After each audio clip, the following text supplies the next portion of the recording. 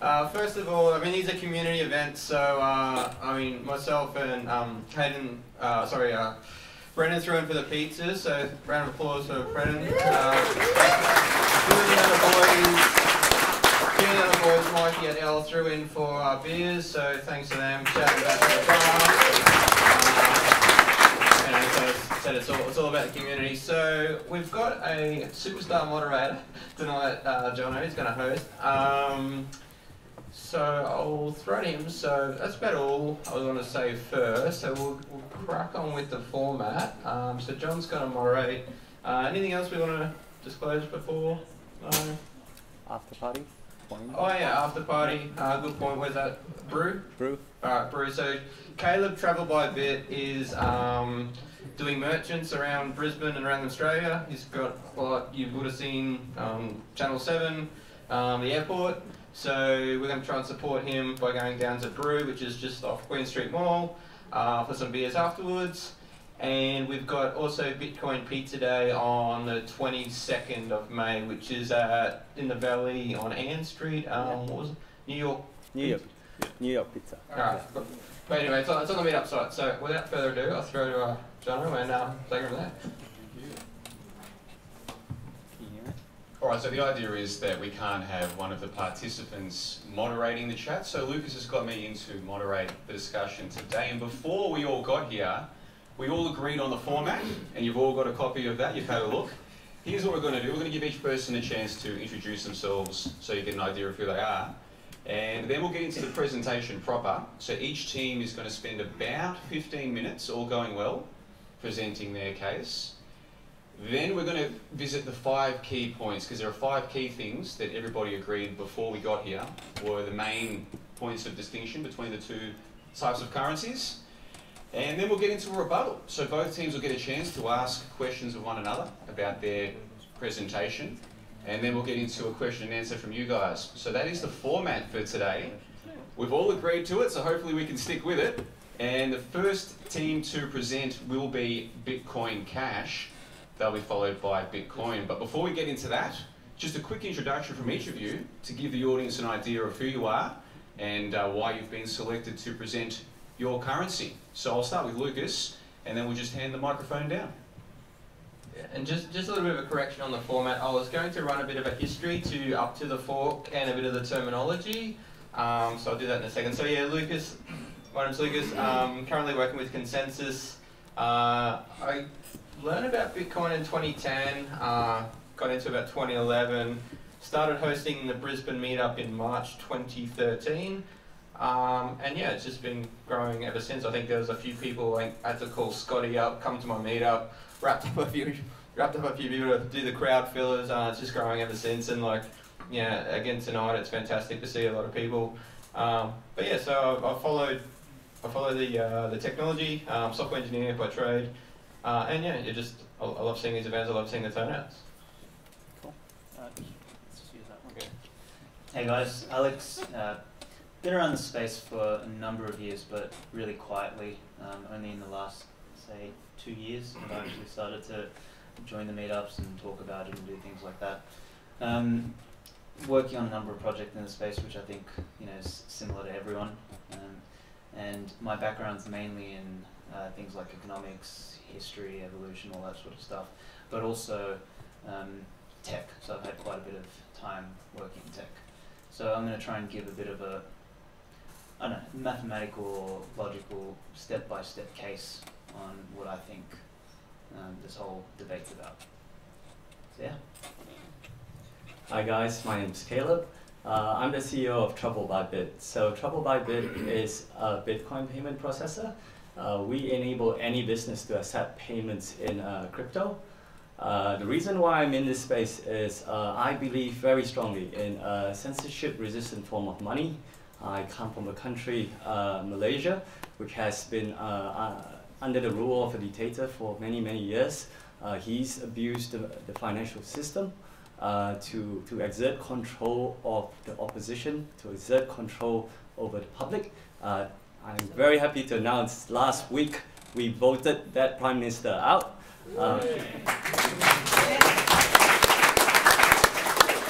But I guess Bitcoin and crypto represents to me a very, very important step in preserving liberty in society, and that's why I'm interested in this space.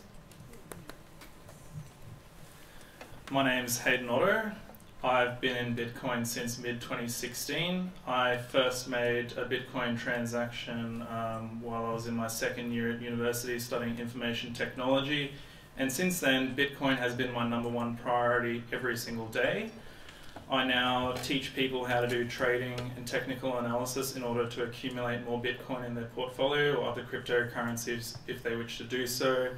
And I'm running free meetups on that every now and again, and I'm also helping run the Bitcoin Cash meetup in Brisbane. My name's Brendan Lee. I am probably the most recent person to get into crypto in the panel. So I bought my first Bitcoin 4 days after the Bitcoin Cash hard fork. Since then, I've spent a very long time learning about all aspects of Bitcoin and found myself coming down on the side of Bitcoin Cash in almost every one of those aspects. So since then I've started a company in crypto selling a wallet security product called Coin Storage Guru. I also co-run the Bitcoin Cash meetup with Hayden, and I'm a passionate advocate. My name is Herman, and I'm a director of a blockchain technology development company. I've also written a Bitcoin client from scratch in code, so I understand Bitcoin protocol at the byte level. I'm also involved with many other blockchain projects, both in the cryptocurrency, smart contract, and layer 2 sort of space as well, and a whole bunch of other stuff as well. Should we just mention how the panel came about? So, did you want to, Brendan? Yeah, sure. So, yeah, just Lucas was just saying a little bit on how the panel came about. So, we're all members of the Brisbane Blockchain Collaboration Telegram group, and there were some fairly vociferous arguments about different aspects of Bitcoin, and we decided to that it would be good to actually, bring this public and have a panel style discussion about it, and really, in a civilized and respectful way, talk about it, and try to help everybody else make their own decisions. So, yeah. So it's a free group to join. So it's a free group. Everyone's free to ask questions about any aspect of what we're talking about. So yeah, there's a lot of, Telegram groups around Australia, so we decided to make a bit more Brisbane focused. I'll put the link up on the meetup site too, so anyone can join, and we discuss things like this. So that's, like I said, that's how it came together. Excellent. So, is that working? Excellent. So, and so the reason why I'm here is just to try and keep the discussion flowing along nice and fairly. And even though they're sitting together like friends here, there is a little bit of a rivalry here, so hopefully we can all remain friends and cordial. The three people on the left are all here effectively to promote why they think Bitcoin is the better currency. The three gentlemen on the right are here for Bitcoin Cash. So with that context out of the way, the first team, or the first group to present today will be the Bitcoin Cash people. So you guys now have a few minutes to explain why you think Bitcoin Cash is superior. Do we want to do the history first, or we just jump into it? Well, can you take it in 5 minutes? Like, can you nail it? Yeah. So maybe we do that first quickly. Go for it, yeah. Alright, so I guess there's a lot of people and a lot of questions, so I just try to do a bit of a slideshow now to just try and set the terminology, and I think we all looked at this and we all kind of agreed that this is accurate. So again, Brennan with these coin storage, so sponsoring the meetup, so thanks to him, so check him out. So I just wanted to try and be a bit factual about how we got here and try and maybe quick education on some of the terminology. So you'll often hear about versions. So there's a couple of things we need to think about when we talk about versions. So there's the software versions, which are the clients, which I'll talk to in a second what they are, and there's the protocol versions, and those two shouldn't be mixed up. So Bitcoin QT was the first client that was committed to GitHub at version 0.3. So before that, it was just floating around probably on Dropbox or something, I'm not sure. And then they decided to actually push it to GitHub. So GitHub is a source control system, so we can see through time the changes to the client of Bitcoin. Oh, sorry, the Bitcoin client QT.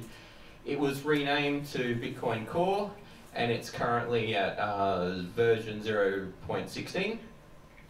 Protocol versions are what the clients adhere to, so it's the version of the underlying protocol, which sometimes gets changed in either hard forks or soft forks. So I think, Brendan, do you want to quickly discuss the difference of hard forks or soft forks, or do you want me to? I think you just take the time now.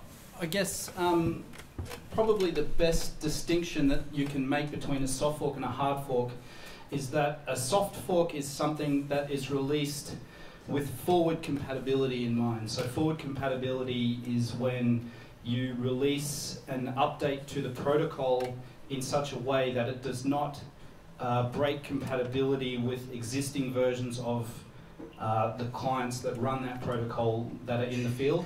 Whereas a hard fork is something that requires all versions of the client and all the different versions of the client different. So on Bitcoin Cash, certainly there are about 6 different implementations of the client. So there's actually a Bitcoin Cash hard fork happening today, which we will want to talk a little bit about later on. But what that means is that all of the, I think it's 2,000 or so Bitcoin Cash nodes that are running today must upgrade in order to support the new features that are being enabled. So that's the prime difference between a soft and a hard fork.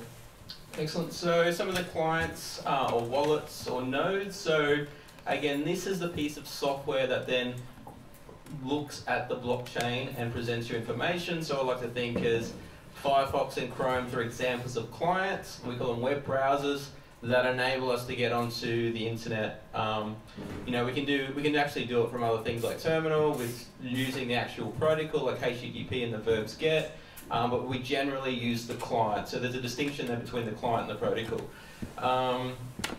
There are many different versions. There are very different client versions. Like with Bitcoin, there's Bitcoin Core, Multibit, Electron, etc. They're generally open source, so we can see there's nothing up our sleeves, and generally we can make modifications if we so choose.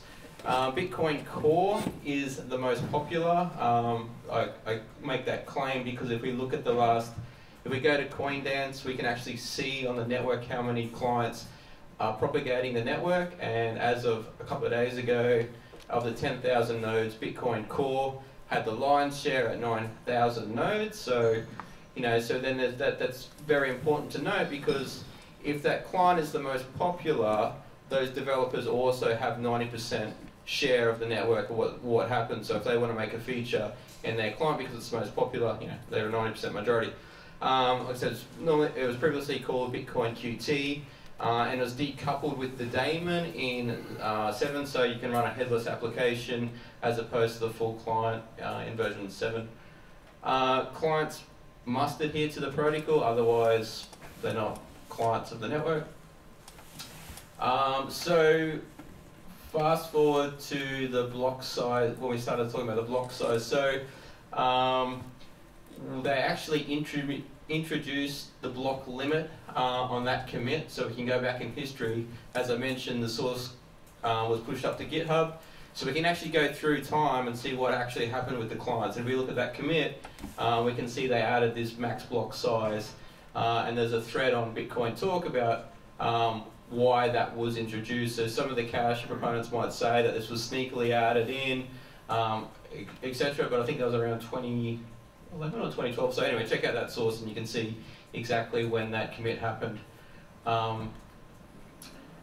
So some of the things we'll talk to tonight about is Lightning Network. So Lightning Network uses a technology called payment channels. So payment channels was first discussed by Mark Hearn around 2013.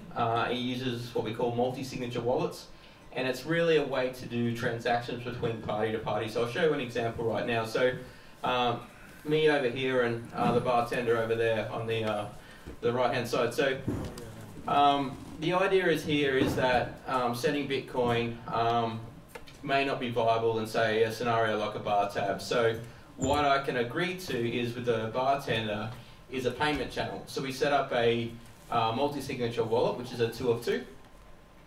The first thing I do is I'm going to drink a lot tonight, so I agree that I will fund that channel with 1 Bitcoin. But what I do is I create a first payment with a lock time. In the end, it's supposed to say plus 30 days. So I have a transaction that allows me to refund out of that multi-signature wallet in 30 days' time.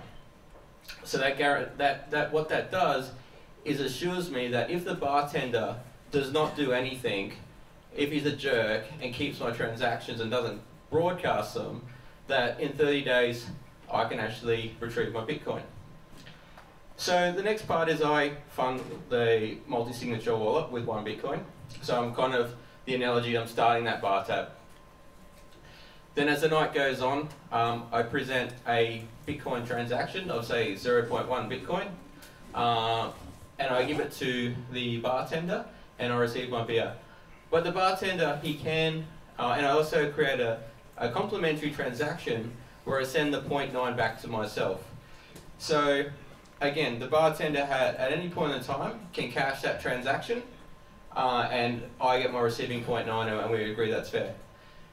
As the night goes on, I then create a second transaction of, say, 0.2 Bitcoin with the change coming back to, sorry, that should be 0.8, and I give it to the bartender, and now I'm pretty happy I got my 2 beers. So we can see that the game theory says that the bartender is always going to take the higher transaction. Okay, so what we're doing is we're creating an off-chain solution. These transactions, we can argue, are only the business between myself and the bartender, and no one else is on the blockchain. The only transactions committed was the one when I start the channel, and at the end, when I close off the bar tab, he then broadcasts the final transaction, so we can make these off-chain transactions. Lightning then extends this theory to say, well, we can create, I guess, multiple payment channels between different actors. I mean, if we go back to that analogy, it only works in a scenario like a bar tab if it's where it's a repeatable transaction on a time. What Lightning tries to address is if all these people are making these payment channels, then perhaps we can create markets between them, and I can send it to this guy. He then is in depth for so much, so he can pass it on, and we can create this network of payments. It could be argued that maybe this is insecure because we're not writing back to the blockchain until it gets settled. So I think we're all in agreement with that analogy. Yeah. No, well, there's a few caveats that we can talk about if you'd like. So that was the Lightning Network slide, was it? Yes. Yeah. So with the It's on. Yeah, we knew. okay. So with this Lightning Network, it's important to note that those tokens that are on those on the network, they're not actually Bitcoins. They're IOUs for Bitcoins. Yep. They're transactions that haven't been broadcast yet. Right, so when people say that you've got, I've got X amount of Bitcoin on my Lightning wallet, it's not actually you owning X amount of Bitcoin, it's that you own X amount of IOUs for Bitcoins. And there's a question about fungibility there in the economic analysis, or whether or not that's the same as necessarily as having a Bitcoin on the blockchain. And I think many people would prefer to have, and it's just true if you just ask people that a large number of people would prefer to have it on chain than on a Lightning network. Yeah, that's a fair point, and I'm sure we'll discuss. There's a few other things too that we can talk about. Just one more point. The big issue with that is, like, if you're on the Lightning network and the Lightning network crashes for some reason, all those people that are owed Bitcoins that have those IOUs, they're all going to panic with each other at the same time, just kind of settle their transaction on the blockchain, and that's going to result in a huge spike in network usage, and the transaction limit the artificial 1 megabyte transaction limit will be hit, and will cause a huge spike in fees. and it can actually lead to a loss of funds. It's been proven, like mathematically, it can lead to loss of funds. So it's not like a totally secure system as it's been promoted. So it's a good point. So when I create that transaction only exists on my hard drive. So there is, you know, an opportunity where that could be lost, etc. So, but we always do have that refund transaction. But you know, if the bartender loses his transaction scripts, then you know, then he might be, you know, defrauded, I guess, in that event. So there is a disaster. I'll admit that there is a disaster recovery problem there. So, good points. So another technology is segregated witness, or SegWit, which is probably one of the most contentious ones. So segregated witness is the attempt to remove the input signature out of the transactions. So without getting too technical, blocks are composed of the following data. We have the version, the nonce, the Merkle root, etc. We also have the collection of transactions, which make up around 95, if not 99% of the payload. Transactions have a couple of properties. They have the inputs, where transactions come from, and the outputs, where transactions are going. So, quick slide on that. You'll go wiki. So, what segregated witness aims to do is, like I said, remove the signature out of the inputs. So inputs are made up of these properties. They have the previous output hash, they have the previous output index, they have the script length, the script signature, and a sequence. So the thinking is, if we can decouple the signature from the payload, what we call into a extra block, then we can reduce the amount of payload that's actually broadcast on the main blockchain. So I'll talk to a little bit more tonight on the advantages of that, but that's major thinking. It's kind of decoupling the signature out of the transaction. Yeah, so, I mean, I guess from my perspective, segregated witness tries to sell itself as a scaling solution. And in reality, what segregated witness is there for is to act as a malleability fix to enable Lightning. Segregated witness does not really give you that much of a benefit in terms of scaling. What it actually does is takes what would normally fit in 1.7 megabytes of block space, splits it up into some transaction data and some witness data. But because the witness data has to be pointed back to the transaction data, it actually bloats that data out to about 4 megabytes, only 1 megabyte of which gets stored on chain. So technically, yes, it does save a tiny bit. This is a 101. We'll get into the details later. It saves a little bit of block space. But so, interest of time, fast forward to August 2017. We couldn't be friends. We had it for, and this is all here tonight. So, if you want to, yeah, sure. Well, Hayden's going to talk first. Yeah. So I think we'll get on with the main event. So Bitcoin Cash. Yeah, right. So the reason why I am on the Bitcoin Cash side of this all is because I got into Bitcoin, and it was when I read the white paper, it says actually that it's peer-to-peer electronic cash. And what happened, and this escalated a lot during the time period where I got involved, but I did study the history at the same time.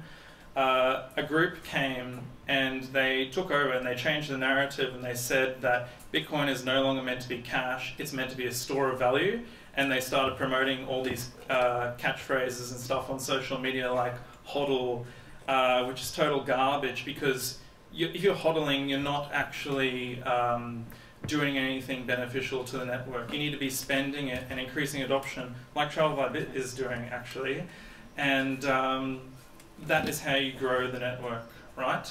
So what I also noticed happened was that this group that controls Bitcoin Core, known as Blockstream, they emerged in about 2015, I believe, but what happened was that there's a guy named Gavin Andresen, and he was handed the torch by Satoshi Nakamoto, the creator of Bitcoin, to control the Bitcoin GitHub. And this guy allowed other people access to the GitHub, who then booted him off the GitHub They claim that he was hacked or some crap, but that's not the case. They never reinstated his access. So then this group took over control of the GitHub repository, and they formed the company Blockstream. Blockstream has received funding from a group known as AXA, and that is a globalist organization with ties to the Bilderberg Group, who are not for peer-to-peer electronic cash. They're actually very much on the side of the banks. And so they're basically under the control of Bilderberg, you could say, or AXA. And in addition to that, Blockstream has also received a lot of funding from a group known as Digital Currency Group. Digital Currency Group also owns some propaganda outlets like CoinDesk, the big conference that everyone's at right now. They're owned by Digital Currency Group. So things like this are just a big mouthpiece for Blockstream and the Lightning Network. And they've been able to totally shift the narrative or like ideology behind Bitcoin from being a free, decentralized, peer-to-peer electronic cash, free for anybody to use globally and send whatever amount of money you want anywhere in the world without any kind of restrictions or anyone telling you what you want to do. And they brought in a technology known as Lightning Network, which actually makes Bitcoin no longer peer-to-peer electronic cash. It keeps the banks relevant because they're going to be the only. This is the plan. They're going to be the only ones who can afford to run a node 24/7, keep it operational, and kind of like the living room of Satoshi, people will be opening payment channels with these bigger hubs because it's convenient. They're the ones who can stay online 24/7 to facilitate payments through the Lightning Network. In addition to this, there's also been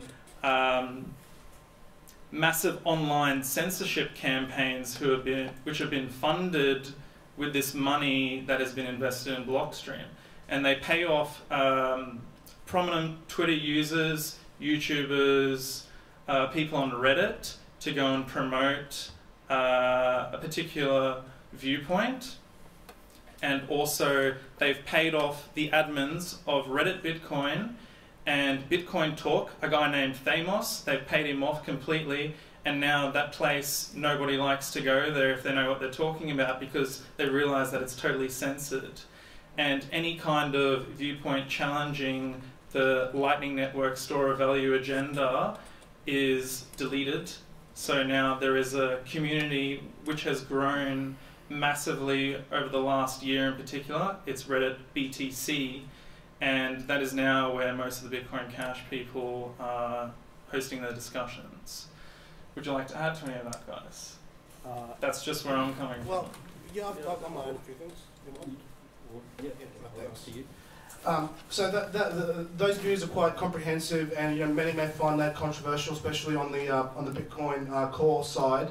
But without really asking the question if any of that's true or not, the interesting observation is that the Bitcoin community was once like growing exponentially in adoption, and then all of a sudden all that energy is now being diverted and is fighting itself, and it's kind of stalled adoption a little bit. And that's I just find that's a really interesting observation that may or may not support what you said. But yeah, that's just all I want to add. Yeah, I guess what I was going to talk about was the fundamental difference in what is a Bitcoin Cash transaction versus what is a Lightning transaction. So when you conduct a Bitcoin Cash transaction, that is you asking the network to note that you're transferring X amount of Satoshis to someone else. Now, the miner who mines that transaction and puts that note into the block has absolutely no stake in any part of that transaction. They never touch the money. The only thing that they get paid for is to write a little, 250 byte note on the ledger that I paid Herman $5 or whatever it is. On the Lightning Network, for you to transact money, you have to take your real money and prepay it into a channel. So now you actually have someone who's holding your money for you. You've staked your money on the network, and then if you don't actually have a direct payment channel with that person, your money might have to make several hops between different payment channels in order to reach the person that you're trying to pay. So not only is that transaction no longer peer-to-peer, it's now being staked. Your money is passing through the hands of several other parties, and each of those guys is going to take a slice. And it might be a small slice, but it's still a slice. And so that I think is really what comes down to the major difference between Bitcoin and Lightning. How does it make it any better than the current financial system that we're using today? In other words, it's not. So I guess the other thing I wanted to talk about was the original promise of Bitcoin. And if you read the white paper, it's right there in the title, peer-to-peer electronic cash. And the goal of Bitcoin was to build a system where anybody, anywhere in the world, can transact with anybody else, anywhere in the world, in a completely censorship-free and permissionless environment for low or almost no fees. Now, for that to happen, the Bitcoin network will need to handle upwards of, we think, somewhere around 500 billion transactions a day. So that's 50 transactions a day for 10 billion people. And the Bitcoin Cash teams that are working on the new technology are running headlong into solving this problem. So we have a gigabit block network, which has already demonstrated technologies for transmitting blocks up to 300 gigabytes and working towards terabyte block sizes, basically so that when we have that explosive growth, we'll be ready. Just to support those arguments, one of the things that should be considered in this argument is, like this whole BCH versus BTC debate is, at the end of the day, we're in like the 1970s of computing right now in terms of blockchain. So the idea that whatever is done now is going to be fixed forever, I think is short-sighted. And I think that crypto is going through some type of Darwinian evolution right now. And in that Darwinian evolution, that cauldron of pressure and evolution has been forced in the entire crypto sector. Those coins that are most able to change and adapt have the highest probability of survival. And for that reason and that reason alone, I believe that Bitcoin Cash has the higher chance of survival because it's proven that it's willing to adapt to an ever-changing technology landscape. And that's something that the Bitcoin, unfortunately, Bitcoin Core people have been pretty reticent to do, and they're quite on the opposite view of that. Some may dispute that, but they like the 1 megabyte limit, for example, is a clear example of that. I think it's quite an unreasonable, arbitrary, centrally planned limit that really has no economic or technical research to support it. And I think that for that reason, the ability to change and adapt is what's important for any crypto. And I think Bitcoin, in terms of Bitcoin Cash and Bitcoin Core, Bitcoin Cash. I think that's where we're done. So if you guys want to.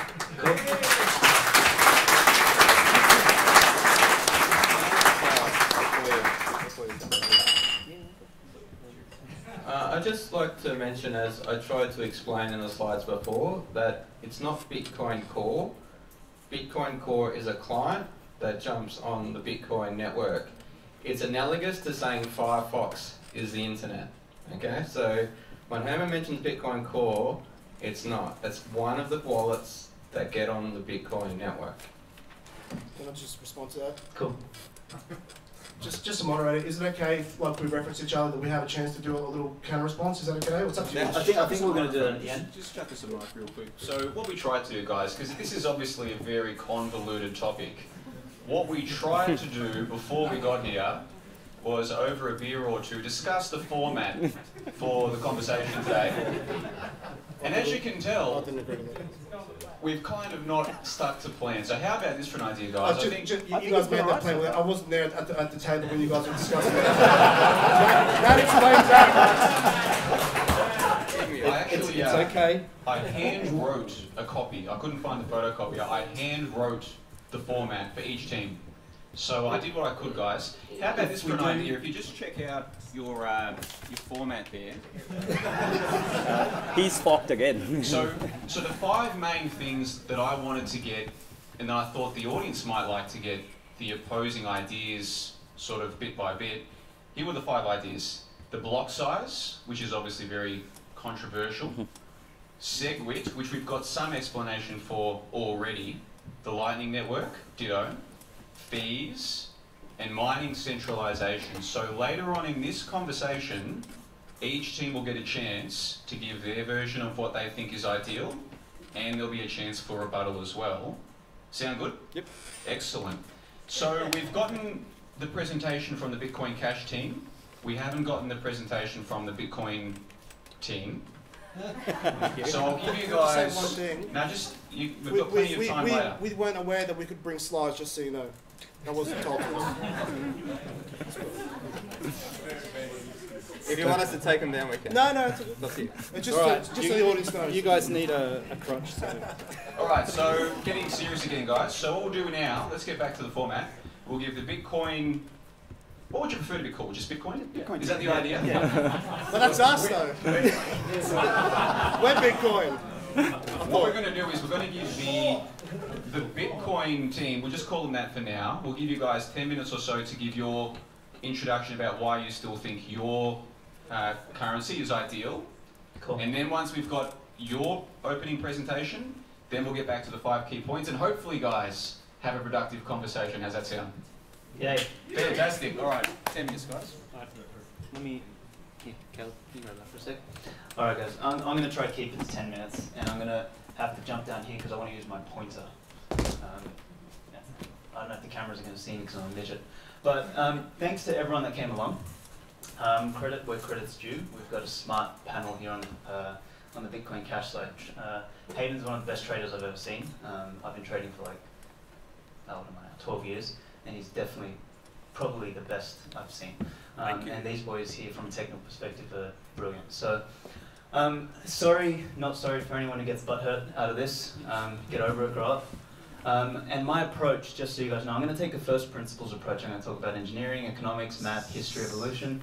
I'm going to avoid conspiracies, dogma, religious overtones, and personal attacks. So I'm going to do none of that shit. I'm going to try at least. So that's my medium. I'm actually going to try and put this slide into a document or an article so you guys can have a look at it, if you choose to do so. So, why are we here? I think we want the same thing. I just think we've got a different approach or a different way of getting there. So, the case I'm going to make is not so much for Bitcoin or against Bitcoin, or for Bitcoin Cash or against Bitcoin Cash per se. I'm going to make a case for the methodology or the strategy I believe is most important for this whole experiment to succeed. Here's an interesting quote from one of my favorite philosophers called Alan Watts, and I think we've got potentially a case of this. It says, "Kindly let me help you, or you will drown," said the monkey, putting the fish safely up a tree. Basically, every disaster, the premise of that little fable is that people generally want to do the right thing, but sometimes they genuinely fuck it up. So keep that little piece in mind when we're going through this. So a couple foundations. Why did Bitcoin work in the first place? I'm actually going to skip ahead 2 slides, and I'm going to actually explain why some people think Bitcoin worked, but it's not the fucking case. Bitcoin was not successful because blockchains are some magical technology. Blockchains are actually pretty boring. They're just a way to run a database. It's not because it's got some magic economic formula of 21 million coins, and for some reason that's a magic number and that's why this is going to be the greatest thing ever invented. It's not because it's got some 4-year half-life of mining. It's not how quick the transactions are. It's not how big the blocks are. None of that shit actually matters. The reason Bitcoin worked was because it was a fluke. It was a complete fucking fluke. There's 3 key factors which I've written up here. Number 1, Satoshi disappeared. And he disappeared at a time when there was enough initial traction, enough decentralization to make the thing work.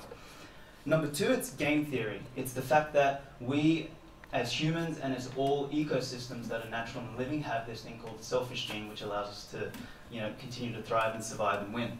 And number 3, it's network effects. It was allowed to basically spread without anyone trying to stop it or squash it, and it was allowed to do that uninhibited for that until it reached that critical mass, or until it was too late to stop. There's a couple other factors here. The timing of when it was launched. So it was launched at a critical point in time when people were questioning the financial system. It was supported by real libertarians, people who are free market thinkers, crypto anarchists, and all of that. They were the first people behind Bitcoin. It was a 0-to-1 innovation at the time, which means it wasn't an improvement of the existing way of doing things. It was a completely new way of doing things. It's also become the reserve currency of the space. That's a big factor as to why it's continued to maintain dominance. All of the infrastructure has been built around it, and it's the most trusted network, and the players who actually count, so the people who have been there from day one, have most of their funds held in. The timing and the factors listed above are why we, if someone tried to redo Bitcoin now, they would fail. It's not going to work because this was a freak accident, it was a fluke, it happened by accident. Nobody saw this coming in the way it's actually happened. So, because of this weird concoction of stuff that's happened, we have something that is digital, divisible, mathematically secure, it's past the critical mass, it's neutral in just about every way, politically, racially, status, doesn't give a crap who you are, and it's more or less decentralized. Now that's an arguable point, but it's more decentralized than any other system or protocol out there, and on more levels. As a result, it provides two things, and these are the important parts that I want you guys to remember throughout this presentation. Number one, censorship resistance, and number two, sovereign ownership of a bearer asset. And what a bearer asset means is you hold that asset yourself. Kind of like when we used to hold gold, it was your asset, you held it, whereas current economics or current money is not a bearer asset, you're actually holding IOUs in your wallet. So the key word there that I want you guys to remember is value, and this is a word that's going to come up a bit throughout this, and it's really important thing to understand. So here's the two strategies, and I believe one is superior, but let's explore them both. Number one, this store of value concept around Bitcoin. So what they're saying on this side of the equation is saying, we're saying security first, decentralization, censorship resistance, let's build a robust network with multi-layer redundancy, let's create a settlement layer, reserve asset, let's abstract the frequency, the complexity off-chain, meaning putting that on the payment channels and all of that, and let's create a multi-layer crypto economic guarantee, meaning let's not just keep it with the miners, let's go miners, nodes, and Lightning Network. So it's more robust, or there's more redundant layers. Bitcoin Cash, and you guys can correct me later if I'm wrong here, but saying speed and transaction utility comes first. It's cash, frequency and complexity is kept on the chain. It's linearly scalable. Faster transactions currently, cheaper transactions currently. It's got a single layer of security, i.e. the miners, single layer of validation, i.e. the miners, and my argument in this is going to be that as it scales towards centralization. This is sort of a depiction of how I think the two things are going to work. So number one, Bitcoin and Bitcoin Cash, because it's a fork, started off as this nerdy shit initially, and the thesis on this side is that we go from nerdy shit to store of value, which is where the early adopters and institutions are, and we evolve into a medium of exchange, which is where mass adoption starts. Whereas Bitcoin Cash, their thesis is, start off with this nerdy shit, let's build a medium of exchange, and that's what's going to take us to the store of value, which I believe goes that way. So, Bitcoin Cash, these are the disadvantages or the weaknesses or the null arguments that I believe are in the case. I'll give you guys a quick snippet of information. I'm going to try and rush through this as fast as possible. There's this thing called the blockchain trilemma, which is you've got scalability, scalability, security, and decentralization. And Vitalik came up with this as a way to just think about how blockchains work. Blockchains aren't designed to be high throughput if you want security and decentralization. If you want high throughput, then you're going to have to sacrifice security, decentralization. So it's not a game that you can get across. You can't have all three without making some sort of sacrifice in one area. There's a big debate now about who's better out of Ethereum and EOS, and people. It's not about what's better; it's about what's more suited to what function. So EOS, for example, has definitely sacrificed security and decentralization for scalability and throughput. Ethereum sort of works the other way, but horses for courses. So the reason I believe transactional currency first strategy is not going to work is because network value needs to come first, and that only comes with security, safety, and trust, not with transactional speed. Bitcoin, Bitcoin Cash, crypto, all of these, the networks are way too small and therefore volatile. Volatility kills currencies. I don't give a shit how fast your transactions are, whether they're half a second or 10 seconds or whatever the case is, you do not have a currency. A currency is about being stable.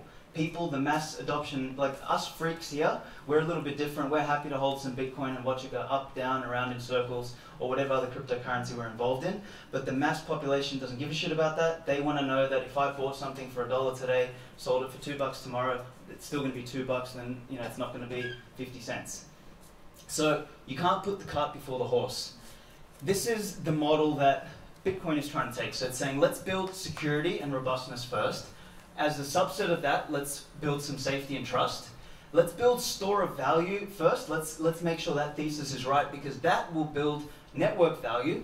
And when you have a network value that's large enough, $20,000 swings on Bitcoin, for example, when it's worth $1 million doesn't mean shit. So then what you get is stability.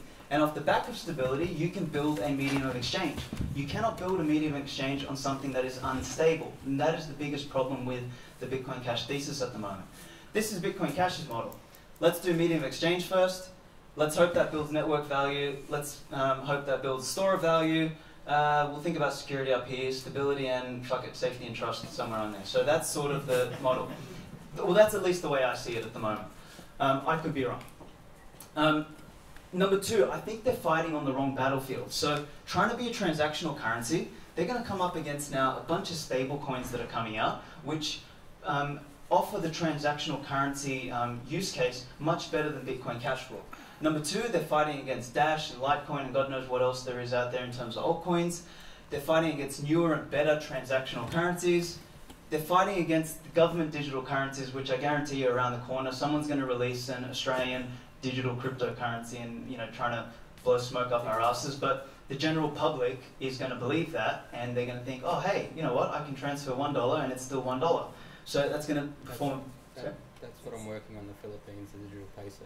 Well, there you go. So Lucas, burning on the stake. Then there's corporate charter currencies. So Bitcoin Cash is fighting on their turf, and here's the problem. Has anyone ever heard of some of these companies? Like there's Apple Pay, there's Venmo, there's Alipay, there's WeChat, there's PayPal. I guarantee they're better transactional currencies. Although they're not currencies, they facilitate the transaction of other currencies. For the general public, that shit don't matter. And then on top of that, what happens when Amazon or Facebook, who has how many billions of users, releases a currency? Well, they've invested in Blockstream, actually. Congratulations. Through Digital Currency Group. Check this out. Is BCH better than this for the average person? Send money in Facebook Messenger with TransferWise. Boom, free, stable, steady, instant, international. It just solved all of those freaking problems. Here's a couple other applications so they're fighting this fight. PayPal, blah, blah, blah, blah, blah, Venmo, all those guys that I mentioned before. Has anyone ever heard of Snapcash? Yep. Holy shit, I didn't know about that. I mean, I don't even use Snapchat, but that popped up while I was doing my research. So, Just so I know it's 7:20, so... Alright, I'll be really quick.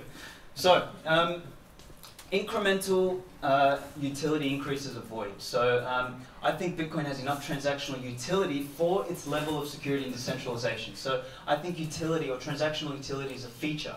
And to try and kind of say, look, let's put the feature first and then the essence next is kind of like trying to get a quick fix, like what Junkie would do. Now, Bitcoin dominance, this is one of the arguments that comes up a lot with this whole space, is that... Is anyone able to go let someone in at the door? There we go, I'm here now. Cool, thanks man. Come see me. Yeah, I'll be fast, promise. So one of the arguments is that since Bitcoin's fees went up, Bitcoin dominance came down, and that's a load of shit because Bitcoin is open source software, it was always going to be copied. There's competition was always going to come, and it's a classic Gartner hype cycle. Bitcoin went up, then it went down, and then it's going to have its slope of enlightenment, just like the internet, just like any other current technology does. Now this here is the chart of what I think is going on, and this is where I think we've got a problem. So you've got decentralization out on this side, and you could technically build a a blockchain with really small blocks with fucking full nodes, but it's impractical, it'll be too expensive, it'll be too, like, it won't function. Bitcoin's somewhere around here, then you've got less and less decentralized. The problem with Bitcoin Cash is that as it scales, it just becomes a really computationally intensive PayPal, because the more it scales, the less validation layers you have on it. So over here you've got, you know, scalable, fast, cheap, single point of failure, censorable. On the other side, expensive, slow, robust, secure, censorship resistant. Quick ones, so... Let's leave it there. We can talk about What? I was on a roll. Alright, so these guys...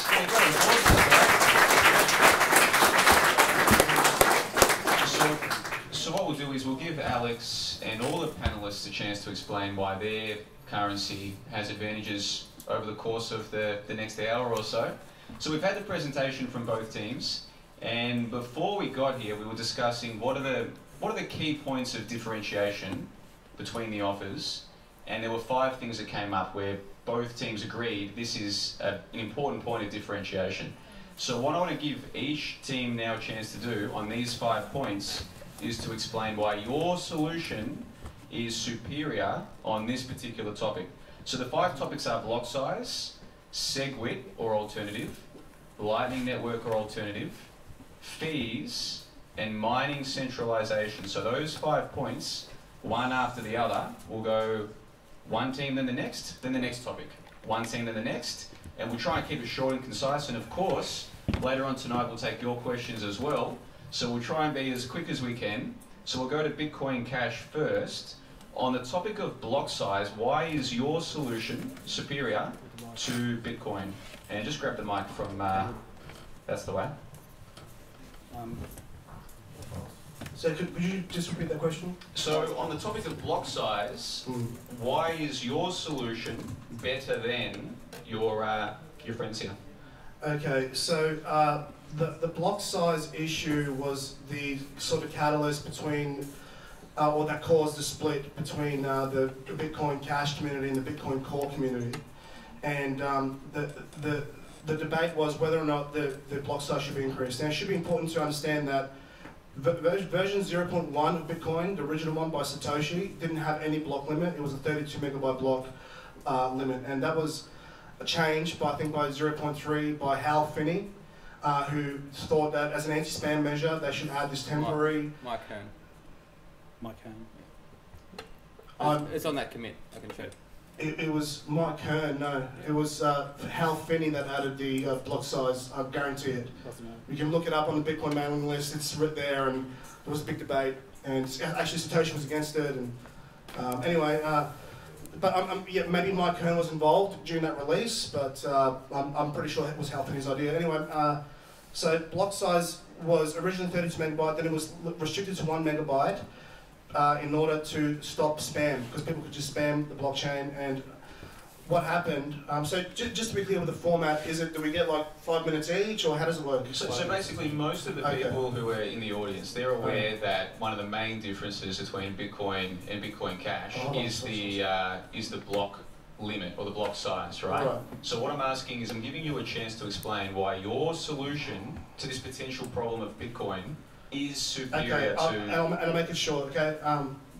So the reason it is because it's been academically and empirically proven that large block sizes are a proven scaling mechanism, and the storage issue can be resolved. I'm happy to talk about that later, but it's a complicated topic. Yeah, I just wanted to say, look, storage is cheap, right? You can go on Amazon.com and you can buy a hard drive that has enough space to store about 5 years of gigabyte blocks for about $500. So, you know, anyone who's saying, oh, we can't scale the blocks because, oh, blocks are big and it takes too long to download, well, that is just a massive pile of crap, because, you know, hard drives are cheap, network bandwidth goes down in price by an average of, I think it's somewhere around 30 to 50% per year. And you know, there's absolutely no excuse why Bitcoin couldn't be using, you know, gigabyte blocks today. So the long story short there is that you guys are saying that let's just increase the block size, it's not a big deal, and it's no problem. That's basically your position. Yes. And we'll go to the Bitcoin team now. So your your position, I guess, is let's keep the block sizes limited. Yeah, so Bitcoin is, I guess, a proponent of 1 meg blocks. So there's a few things incorrect there. So yeah, hard drives are cheap, all right, but bandwidth is the bottleneck. So to say that you can download 1 gigabyte blocks every minute, 10 minutes, I don't think is correct. So you could work that out. What's your average internet bandwidth speed? But you also got to remember it's not a one-to-one. So when you have 2 peers, you can also be requested for a block off another peer. So it's not a linear download. So if you've got 10 network clients trying to request the last block of you, you actually need a 10 gigabit per 10-minute upstream. So it's not true. So the takeaway is there's always physical limitations, whether it's on disk or bandwidth problems. So by keeping it, I guess, linear, it's also a predictable level of consumption. And I guess that's one of the theories. So the other theory is that, if miners may argue that they make fees from transactions, so the scarcer the block size, the scarcer the size of the block will make the prices of transactions go higher, which the miners will get rewarded proportionally for. So I don't think the argument of resourcing is fair. Hayden also talked at the start about how many nodes, and it will go to a centralized banking model, but that you will hit a throughput, you will hit a limitation on disk, which will start to drop off nodes. So only centralized or enterprise clients will be able to store those blocks. All right, so we're going to try and race through these 5. There's still plenty of time in the rebuttal section as well. So I'll let you answer quickly on this topic, and then we'll move on to SegWit. I guess my answer is mostly on the adoption side. So what really matters at the end of this is adoption and low fees for adoption. So our company has enabled Bitcoin Cash payments. Our company has enabled Lightning payments. Both have low fees. Both work. So you don't really need big blocks for this. And 1 megabyte blocks are fine. So in a sense, both work anyway. Excellent. So as an audience member, the key takeaway here is that Bitcoin Cash is saying, let's just have bigger blocks, it's not a big deal. You guys are saying, let's keep smaller blocks, but we've got to work around for it. Is that a fair summation there? Yeah, we can come back to that. Let's move on to SegWit. You guys go first. Bitcoin go first this time. Can you explain what SegWit is very quickly and why Bitcoin and SegWit are the better option? Well, again, when we talk about options, it's even with Lightning Network, it's users get to choose, right? You get to choose whether to create a SegWit address or you don't. So if you want to create and participate in the SegWit program, you're free to do so. So with segregated witness, it's a decoupling solution. So we're trying to reduce the signature from the payload. Now, scaling is one advantage of that. The other advantage is if you decouple, we can change the signing algorithm. So say there's a problem with the EDCSA 526, then we could roll out to another signing algorithm. And what happens with Bitcoin is normally after so many confirmations, we assume that transaction is immutable. So it's a 1/n problem, a log problem. So the more blocks you get, the more probability you get that that block will never get rolled back. So after n period of time, and we can choose n period of time, do we need to actually keep that signature anymore? So 100 blocks down, like, do I need to know that that signature is valid? Well, I argue that I don't, because the competing 99 blocks will have already validated that. So after n period of time, we can say that this data is no longer useful for the network. We can trash that if we want. We could have some kind of oracle that could always retrospectively create that if we want to, but we're just trying to decouple the solution, keep what's necessary. There's always going to be people or servers or whoever that can store that history if we ever want to. But after n period of time, do we care about was that first signature valid 9 years ago? I'd argue we don't need to anymore. It's just bloat. So let's get rid of that. Let's do the spring cleaning, and come on. And then again, we get some other advantages of decouplisation. The only thing I'll add to that is segregated witnesses. It's an elegant and efficient solution, and and it also enables a better way for Lightning to work. So I mean, Lucas nailed it.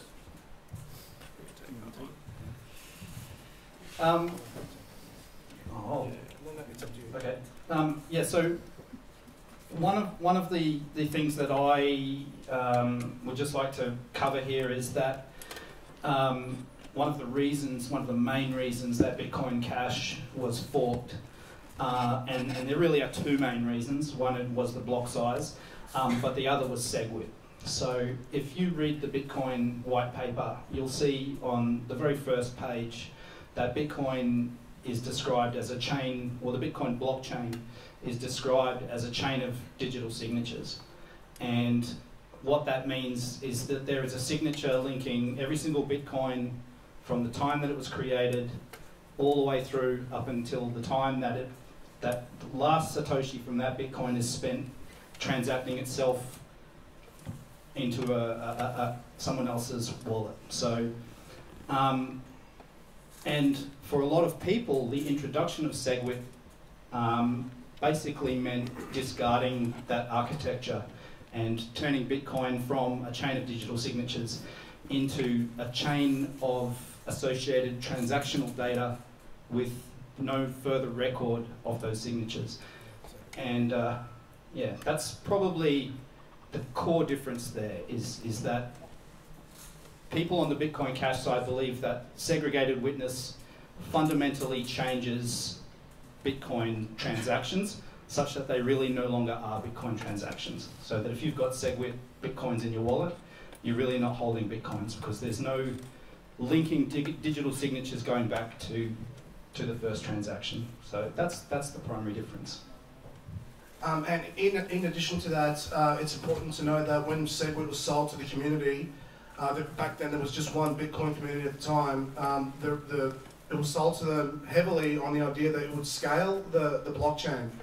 And after the soft fork activation, it was evident that it wasn't really a scaling solution at all, and it really was just to support the future Lightning Network.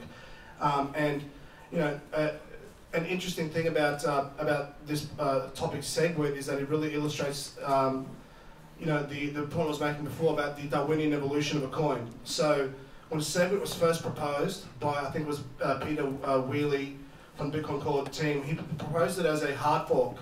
And in that form, you know, it was digestible to most of what's now known as the Bitcoin Cash community. And people think, well, yeah, well, that's all right, you know, we can do this, but we'll just add it as a hard fork, and maybe we'll also add a few other protocol updates at the same time. But then what happened was that there's a certain group, a certain clique in the Bitcoin Core community decided no, that we're not going to hard fork ever. So that means the protocol is now a fossilized entity. It's ossified. It literally has reached protocol ossification. It cannot ever change, and that's been proven. So now they had to squeeze SegWit in this really, and I had to use the word, but bastardized form, and it was called SegWit soft fork, and that's what actually led me to really question this, because I thought, well, why don't they just do a good sound software engineering approach? Why do they have to do it this way? And then by you know, developing this really complicated Rube Goldberg machine, which is what it's become now, it's actually stifled adoption, because a lot of people are like, well, we want to like integrate SegWit, but it's so complicated. You've got to move the signatures all around the block. You've got to keep a separate set, and it's like you've got to do a hash commitment, and then there's all different like versions and the addressing, and this is, you know, the issue. Like, and it's not a bad issue, but the question is, I mean, if we're going to be allocating a whole bunch of effort and time and energy in certain areas, why not focus it on something like making zero confirmation transactions a lot safer and easier? Instead of doing all this effort for Lightning Network, why don't we just spend 1/1000th of that effort and make zero confirmation transactions more secure and reliable, which can be done very easily by adding in-protocol double spend detection and in-protocol insurance for merchants so they can get 100% guaranteed zero confirmation transactions. These are all possible things that can be done, but the effort is not focused there. It's just focused on this really, what I consider obscure development path, and that Well, is just an leave it there. interesting question. That's good. We're trying to get through these topics as quick as we can. We can come back to them later on, Herman. So the Segwit issue segues right into the Lightning Network. Obviously, the Bitcoin group are for the Lightning Network. This is their solution to their Bitcoin block size issues. You guys, I think, are against the Lightning Network. No, not at all. No. Why don't you explain your position, and then I'll give a chance to the Bitcoin group to explain theirs, and we'll try and race through it. So on the topic of the Lightning Network, explain your position as concise as you can, Okay. and then we'll give the other guys a chance to respond. I'll redo it. So that Segwit thing, first of all, was brought through to enable total control over Bitcoin Core protocol to bring in Lightning Network, and it was brought in with the promise of a 2 megabyte block size increase, which they then went back on their word upon, and I actually warned against this because I know how these people operate, and they did indeed fulfill my prediction. So this was a period where Bitcoin was totally collapsing in market dominance because the transaction fees started going up and people were starting to move their money to altcoins in order to transact value. So in their desperate attempt in order to help Bitcoin, the miners agreed and the community ended up agreeing to this bad deal, which then they got double-crossed on. So Herman, would you like to continue?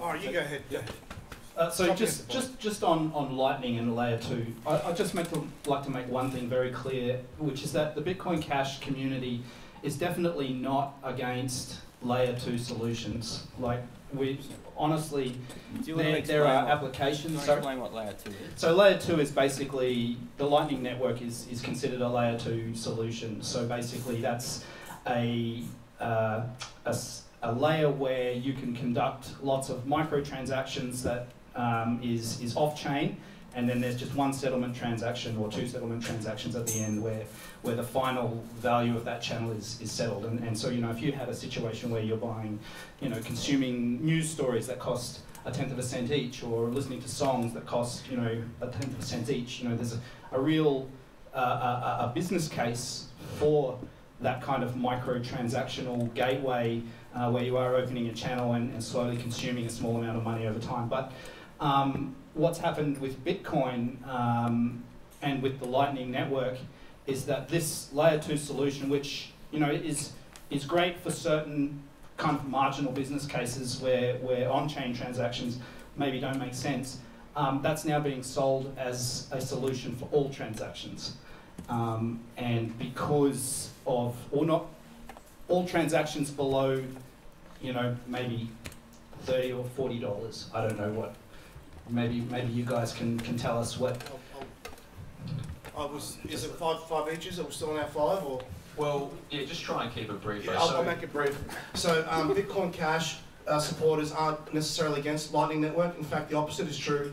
The Lightning Network, once it finally, if and when it is finally developed and tested and works, it will actually work far better on the Bitcoin Cash network for this reason, that settlement transactions on the Bitcoin Cash network will be virtually free. So that means you won't have all the other risks you do on Bitcoin core chain with the Lightning Network, with the 1 megabyte limit and the settlements. With Bitcoin Cash, if you use Lightning Network, fine, use it on Bitcoin Cash chain, and guess what? If you want to settle your transaction, it's not going to cost you anything. So it's economically, technically better on Bitcoin Cash anyway, even if you support the Lightning Network. So being pro-Lightning Network doesn't necessarily mean you have to be anti-Bitcoin Cash. And vice versa. Cool, so pass the mic down to the Bitcoin group. So if I can just rephrase this as a layman, what you're saying is that this Layer 2, it's where they open up a channel so that instead of me sending a Bitcoin or a Bitcoin Cash token to you, we open up a channel. At the end of the night, we close the channel. We reduce the number of transactions on the main layer because we've got a separate layer opened up. And you guys are saying that you're cool with that. You've got no problems with it. It'll work better on your network than theirs anyway. If you wanted to use it. But you don't need to use it, that's the thing. Yeah, cool. So we'll let the Bitcoin group respond. Look, apart from a lot of the technical bubble, I guess my main drive is merchant adoption. And I work day and night with merchant adoption and users. We have enabled Lightning payments. It works. The transaction fees are minuscule. You can go downstairs to the bar downstairs and make a purchase of a beer with Lightning payments. It's been enabled because we've adopted SegWit. SegWit and now enabled Lightning payments. You can also make a purchase with Bitcoin Cash because we've also enabled Bitcoin Cash payments. Both of them work. There's no reason. Does anyone force that to happen? Or does the consumer choose whether The to use consumer chooses. All of you can choose which payment method works. They are both cheap, transaction fees. There's nothing wrong with SegWit. Yeah, my biggest issue around this is, I think in one breath, there's this angle or attack saying that Lightning Network is going to re-centralize it and it's owned by the Bilderbergs or whatever and it's going to fuck up Bitcoin. But then on the other hand, it's like, oh no, but it's okay. We're happy to use it. So that's where I see a bit of dissonance. And I don't know if you guys agree with that or not. That's part one. Part two, though, is you need transaction malleability to be solved. So that piece that segregated witness solves to make Lightning actually work. Arguably, you know, some people say there's solutions where you can do Lightning without SegWit, but it's not as secure, it's not as safe because you've opened up a payment channel so you can attack that payment channel before it's closed. So I think for Lightning to work properly, and I think the people who are engineering Lightning have a much better grasp on how to architect that from an infrastructure perspective and to make sure that it operates much more like a mesh network as opposed to a hub and spoke type network. So I think Lightning, the biggest reason I like Lightning, it reminds me of, I've actually got a slide here. Like everything in nature operates on a artery and capillary model, which means you've got, it's kind of like a settlement layer, and then you've got your off-chain or your Lightning on the top of it. So you keep the core chain for things that need for settlement effectively, and then you abstract all the bullshit off it. And I think Lightning is a really elegant solution along with SegWit to do that. And you know, I mean, you see it in plumbing, you see it in electrical, you see it in humans, you see it in nature, you see it everywhere, and it just makes sense to me. Well, Alex, this is great. So both Bitcoin and Bitcoin Cash are in agreement that Lightning is a good thing. We've achieved some harmony. So, I never agreed to that, actually. No. Hayden doesn't agree.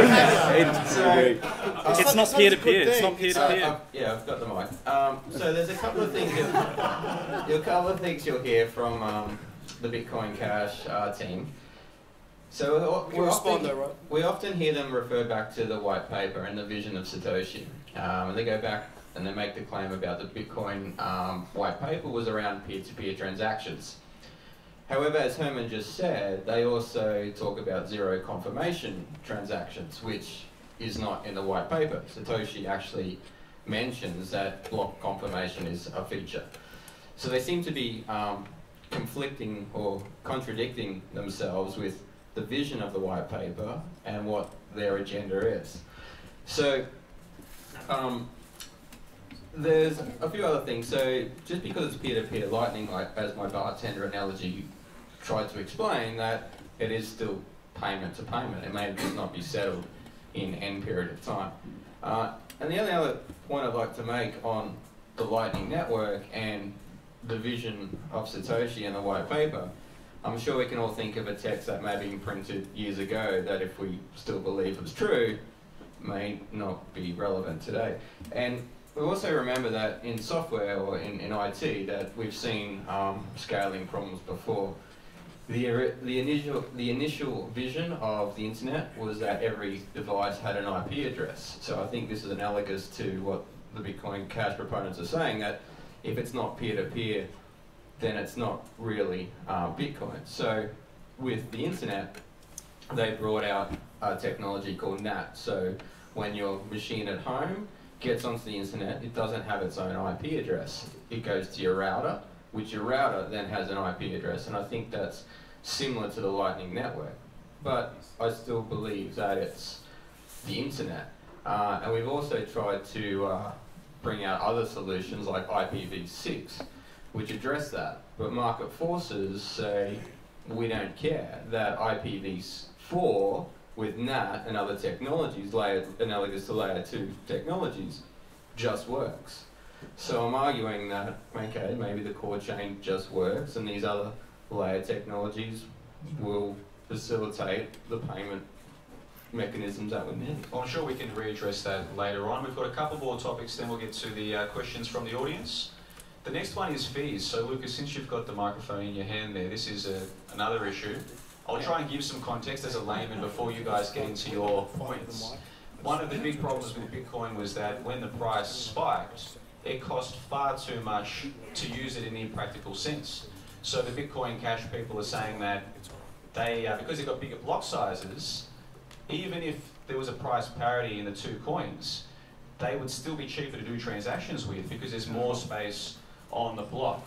So the context here is that Bitcoin are saying that we're going to keep the same size blocks, but this may lead to larger fees when we're using them, which is the whole idea. Bitcoin Cash is saying, let's increase the size of the blocks.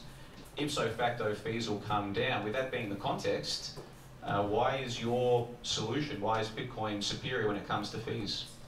It's a null argument. So the only time, I think I did the math the other day, the only time Bitcoin fees have been more than $2 in the lifetime of Bitcoin is for about 2 or 3% of Bitcoin's existence. It only happened last year because we had some speculative bubble that made the tulip mania look like intelligent investing. So that was like the, if you transact on Bitcoin now, it's not going to cost you jack shit. It'll cost you 5 cents, 10 cents, and just because you can save 4 cents using Bitcoin Cash, for the sacrifice of trending towards a model that's less secure, less decentralized, it's less censorship resistant, I think that's where the flaw in the logic is. But at the moment, fees are not a discussion. There is not enough global adoption for Bitcoin as a transactional currency because it's not a fucking currency yet. It needs to build as a network. It needs to build its network value first before that stuff comes into place. So at the moment, fees are not even a discussion. I think it's pointless. Yeah, and fees are a feature, not a bug. So it's without a central authority policing this. It's a capitalistic market. If you want your transaction to go faster, well, you just have to pay for it. There's nothing stopping you sending a Bitcoin transaction with 0 fees, which is probably never get mined. So it's, yeah, it's up to us. So, yeah. Do you want to pass the mic down to Brendan to respond? Can I say a few things first? Yeah, just quick. Look, now that Lightning payments are enabled, fees are less than 1 cent. Fees are no longer an issue. If you're doing large $10,000 transactions not on a Lightning network, you can pay a few 10 cents, 20 cents to move large amounts. But for coffee transactions, it's less than 1 cent to use the Lightning network. It's enabled across merchants now. It's there. So I don't think fees are an issue. If you look at our stats on user adoption, I've looked at the stats. Over $8 million a week of cryptocurrency payments are made over the different platforms in Australia. If you look at the usage, less than 5% is Bitcoin Cash, or despite the fees being lower than Bitcoin. Most of the transactions are still on Bitcoin. Shows me that sometimes Bitcoin Cash is also used as a store of value, if no one's actually using it very much on the network. So I think fees are not the issue with, it's not a major issue in terms of adoption. So I guess I'd like to thoroughly disagree with that last statement and just say that I think fees and the fee event that we saw last December, where you had a period of, I think it was nearly 3 or 4 months, where no transactions were able to get processed on the Bitcoin network for less than 10 Satoshis per byte fees, which you know, for a lot of people meant that, you know, even to do one transaction was costing, you know, several tens of dollars. And for merchants and just day-to-day commerce, you know, that's an unusable scenario. So to paint the vision for Bitcoin Cash, I guess what I'd like to do is fast forward 10 years into the future, into a time when we have 10 billion people using the Bitcoin network every day, each person making 50 transactions a day. So, you know, we're talking 500 billion transactions per day. And we look at, well, what would happen to fees in that situation? Well, they would plummet. And you could reasonably say that no transaction would cost more than 1 Satoshi. And in that situation, you know, you're paying, you know, like a fraction of a cent for each transaction, but the mining reward being paid to the network for each block is going to be somewhere around between 30 and 50 Bitcoins. So, you know, roughly about, I think that's about 6 times what we expect the block reward to be by then. So really what is going to pay for the Bitcoin Cash network to grow beyond its current scale is a massive volume of transactions, but each paying a really tiny fee. And that is the long-term vision for Bitcoin. You know, there was never, I think, a question in Satoshi's mind whether fees would become pushed upon the users to pay for the mining network. You know, the vision was always really low fees.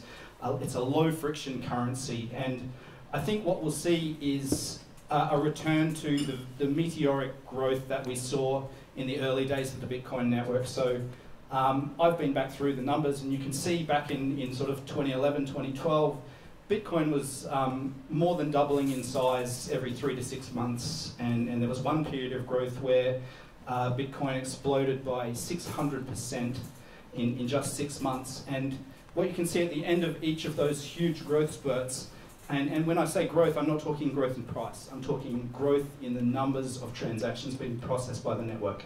What we can see at the end of each of those big growth spikes is we start hitting the block limit more and more, and fees go up and users go away because they find that, yeah, they can't use the network. Alright, I can talk now? Okay. So, just a few points to correct on the previous things that you said. So, zero confirmation transactions, you said they weren't mentioned in the Satoshi white paper, but I've just Googled here a quote from Satoshi Nakamoto himself on July 17, 2010. It says, "I believe it will be possible for a payment processing company to provide as a service the rapid distribution of transactions with good enough checking in something like 10 seconds or less." So what he's saying is pretty much exactly what I said before, that merchants should be able to accept transactions within 10 seconds on the chain, and that will be good enough for merchant transactions. And in fact, I would say most of your stores that are using your system, they're relying on zero confirmation transactions, not on the Lightning Network. And the point is that with the Lightning Network, fine, just because we're not against the Lightning Network, it doesn't mean that we're for it, okay? And my beef is that, well, all that energy, effort, and focus on the Lightning Network, if we just focused 1/1000th of it on making zero confirmations better and more reliable and more secure, then we would actually achieve Satoshi's vision in 2015, and we wouldn't be having this discussion now, and we would be discussing why, you know, the next frontier of the Bitcoin, adoption wave that should have happened by now. And that's just what I wanted to say on that. No, that's good, Ermin. So this is why we wanted a moderator, guys. We need to move on to the last topic, and it's kind of segue as well, because the thing with fees is that mining centralization is a direct function of the fees that are involved if you're a Bitcoin miner. So how's this for an idea? I'll give Lucas a quick chance to respond to Herman's accusations really quickly. Then you guys lead that discussion on the mining centralization. That'll be our last topic. And then we'll go I was to responding to his accusations. That would be a response to a response. So do I get a counter response to the response to response? Or? After the show, all right? And then once we've gotten through the last topic, then we'll go to questions from the audience. Sound good? Yeah, I mean, there's always talks of zero confirmations. Just for those who don't know, it's like a probabilistic thing. If you're doing a coffee, do you care if it's zero confirmation? Like, it's just a risk it could get rolled back or not mined.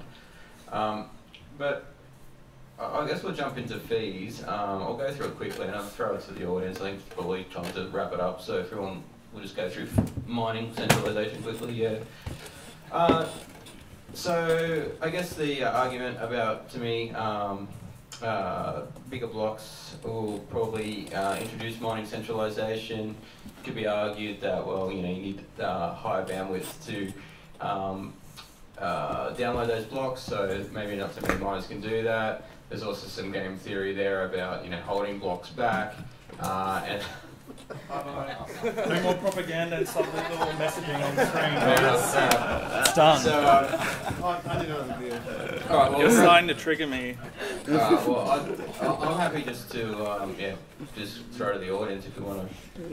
Just before you do, this is a very important point. The mining centralization, this is one of the big arguments that the Bitcoin Cash group are making. So you want to pass the microphone over to Brendan just to explain to the layman why this is a big issue in your opinion and how your solution is superior to theirs. Okay. So I'd just like to make one thing very clear to anyone out there who thinks that you need to run your own node to validate your own transactions and all this kind of stuff. That is completely untrue. The Bitcoin network, and I say this for both versions of Bitcoin, only works if miners make money. If the Bitcoin network was relying on altruistic people to have their own computers where they pay for the storage and pay for the bandwidth and pay to upkeep this computer and improve it over time, without actually receiving any financial benefit from that, the project would fail. And so that's why the incentive structures have been built the way they are. So just to give you a good idea of the scale of Bitcoin mining, so there are roughly 4,400 blocks per month mined on each chain. Currently, globally, there are 40 exahashes of hash power. So that means that to win just one block per month, you need the equivalent of, it's 9 petahashes, which is the equivalent of about 600 Bitmain S9 Antminers, which is about $2 million worth of mining gear. And that's to win one block per month.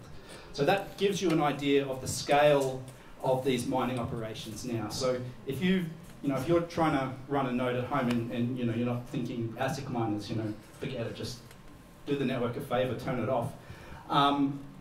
Now, if we go again, fast forward 20 years in the future, that one block reward per month, so currently that's about $100,000. So that's 12.5 Bitcoins plus 12.5 Bitcoin Cash that you're winning from your 600 Antminers. Fast forward into the future, and where we have terabyte blocks, well, now you're winning 100 of each coin. So, that multiplies the amount of money that's being churned by that Bitcoin mining operation and really turns that into a global industry. And that's when decentralization is really going to spread. Decentralizing is not about everybody having a Bitcoin node in their basement. Decentralizing is having a global network of computers, all of which are capable of logging, validating, and storing every Bitcoin transaction that happens every day. And that's the critical thing to understand about centralization and Bitcoin mining. So I think that's about all I want to say about that. Can I comment on that? So I just wanted to say that there is a big attack on miners, which is totally unjustified because they are really the ones who are verifying the integrity of their network and upholding that. And they're putting in proof of work. They're investing money into maintaining this network, and they're rewarded for doing so. So that's why it's so important. And basically, there's big attacks on these groups like Bitmain, and they say, oh, it's a big centralized entity. But that's just how capitalism works, because they have patented the ASIC miner technology. They've got the best technology on these coins, obviously, because it's profitable for them to mine. And people are welcome to come and challenge that and develop better technologies in order to surpass Bitmain and then patent their own technologies. So it's competitive, and these attacks are mostly stemming from other organizations who are operating inferior mining setups, who are just having a whinge because basically they're not as profitable anymore. no one's restricting the technology. They're selling these miners freely to everybody, and you're welcome to go and buy one. It's not like they're the only guys who are withholding that to themselves. Yeah. Anyway.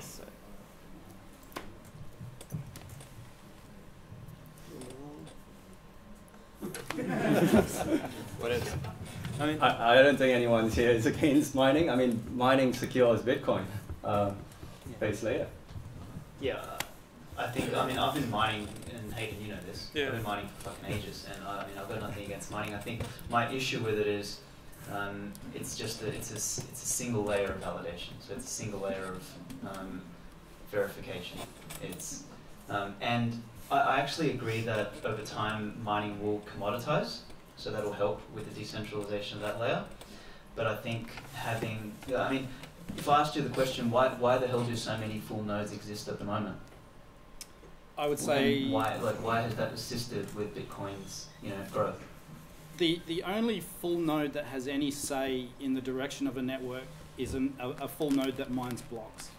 You can have a full node sitting So why there. do the rest exist? What people Can I answer just that drug question? fuck to like just set up a miner for a node for no reason? The answer to your question is that, okay, so this is a very ubiquitous argument that's promulgated from the Bitcoin core camp to say, well, only really, why do these other nodes, do you really need these other nodes?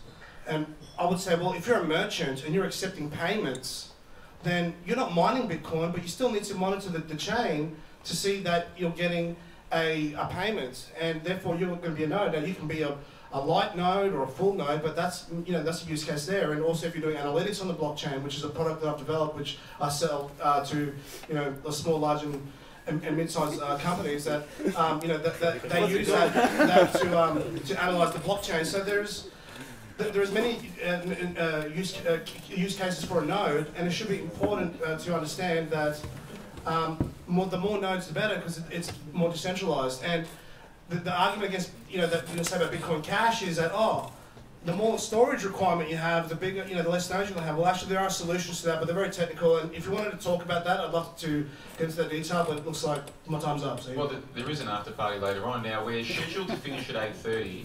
Which means we've only got 20 minutes or so for the audience to ask their questions. I'm sure they've got plenty. Are you guys comfortable if I walk around the room and they can ask a question of one of you, of all of you? It's up to the audience. You guys cool with that? All right, so hands up. Let's get some questions. The gentleman in front. Hey guys. I'm Justin over from the Sunshine Coast, or on the Sunshine Coast blockchain event and a couple other things. I'm a pretty geeky guy from the network side.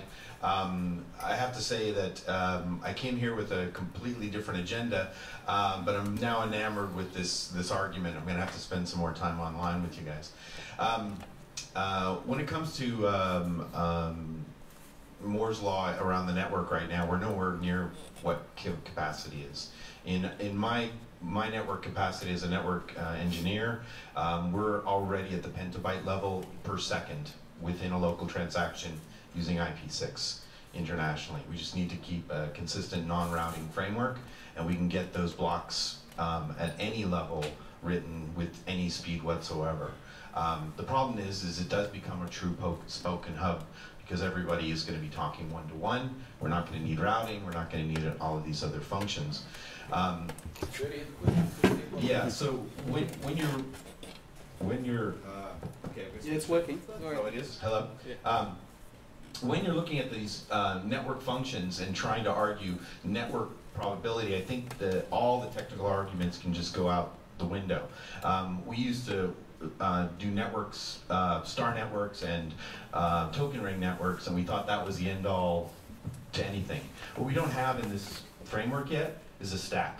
And what you guys are arguing is the argument we had in the 80s around the IP stack. This is the same thing. We were moving from phone technology, going digital, and we needed to create protocols, standards, redundancy, and all these other things. A true mesh network, even today, doesn't really exist because we don't have a global one. We don't have the data capacity that we need for what you guys are talking about, but all these solutions are coming. So I think we're just too early in the conversation.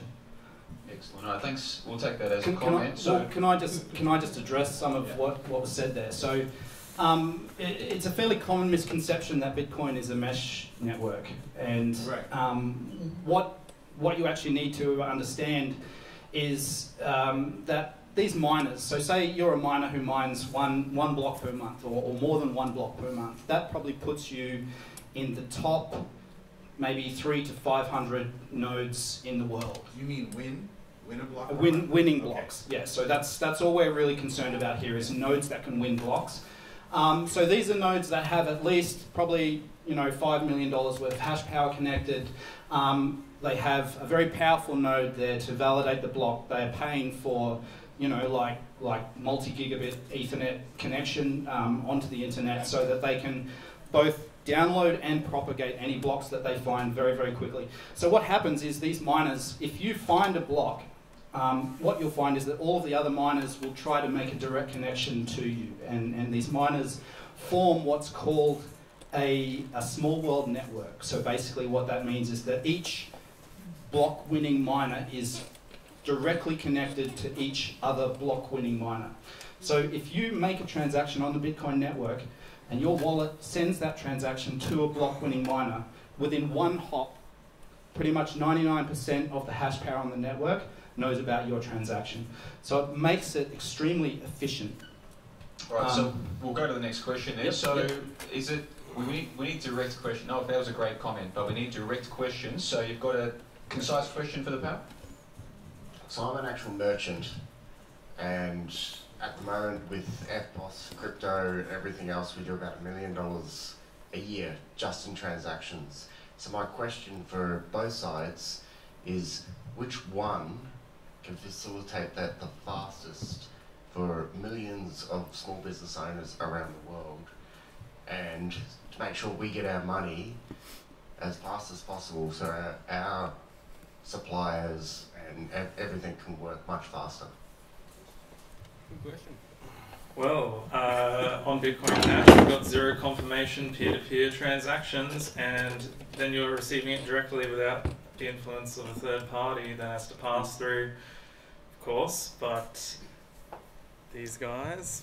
We have zero confirmation peer-to-peer transactions. Which is what his clients accept, right? No, it's a good point. At our day, for any of this to work is merchant and user adoptions. There's a lot of merchants have taken a brave step to test this technology, spending their staff time training people, and there's not a lot of users. Either chain doesn't have too much users. There's more users on the Bitcoin chain rather than the Bitcoin Cash chain, but it's up to the users to use the network. The fees are cheap, both are scalable at this point of time. Both are Lightning works and no fees. Bitcoin Cash is really cheap as well. So Rob, quick question. Why do you want this solution? It's to save money, right?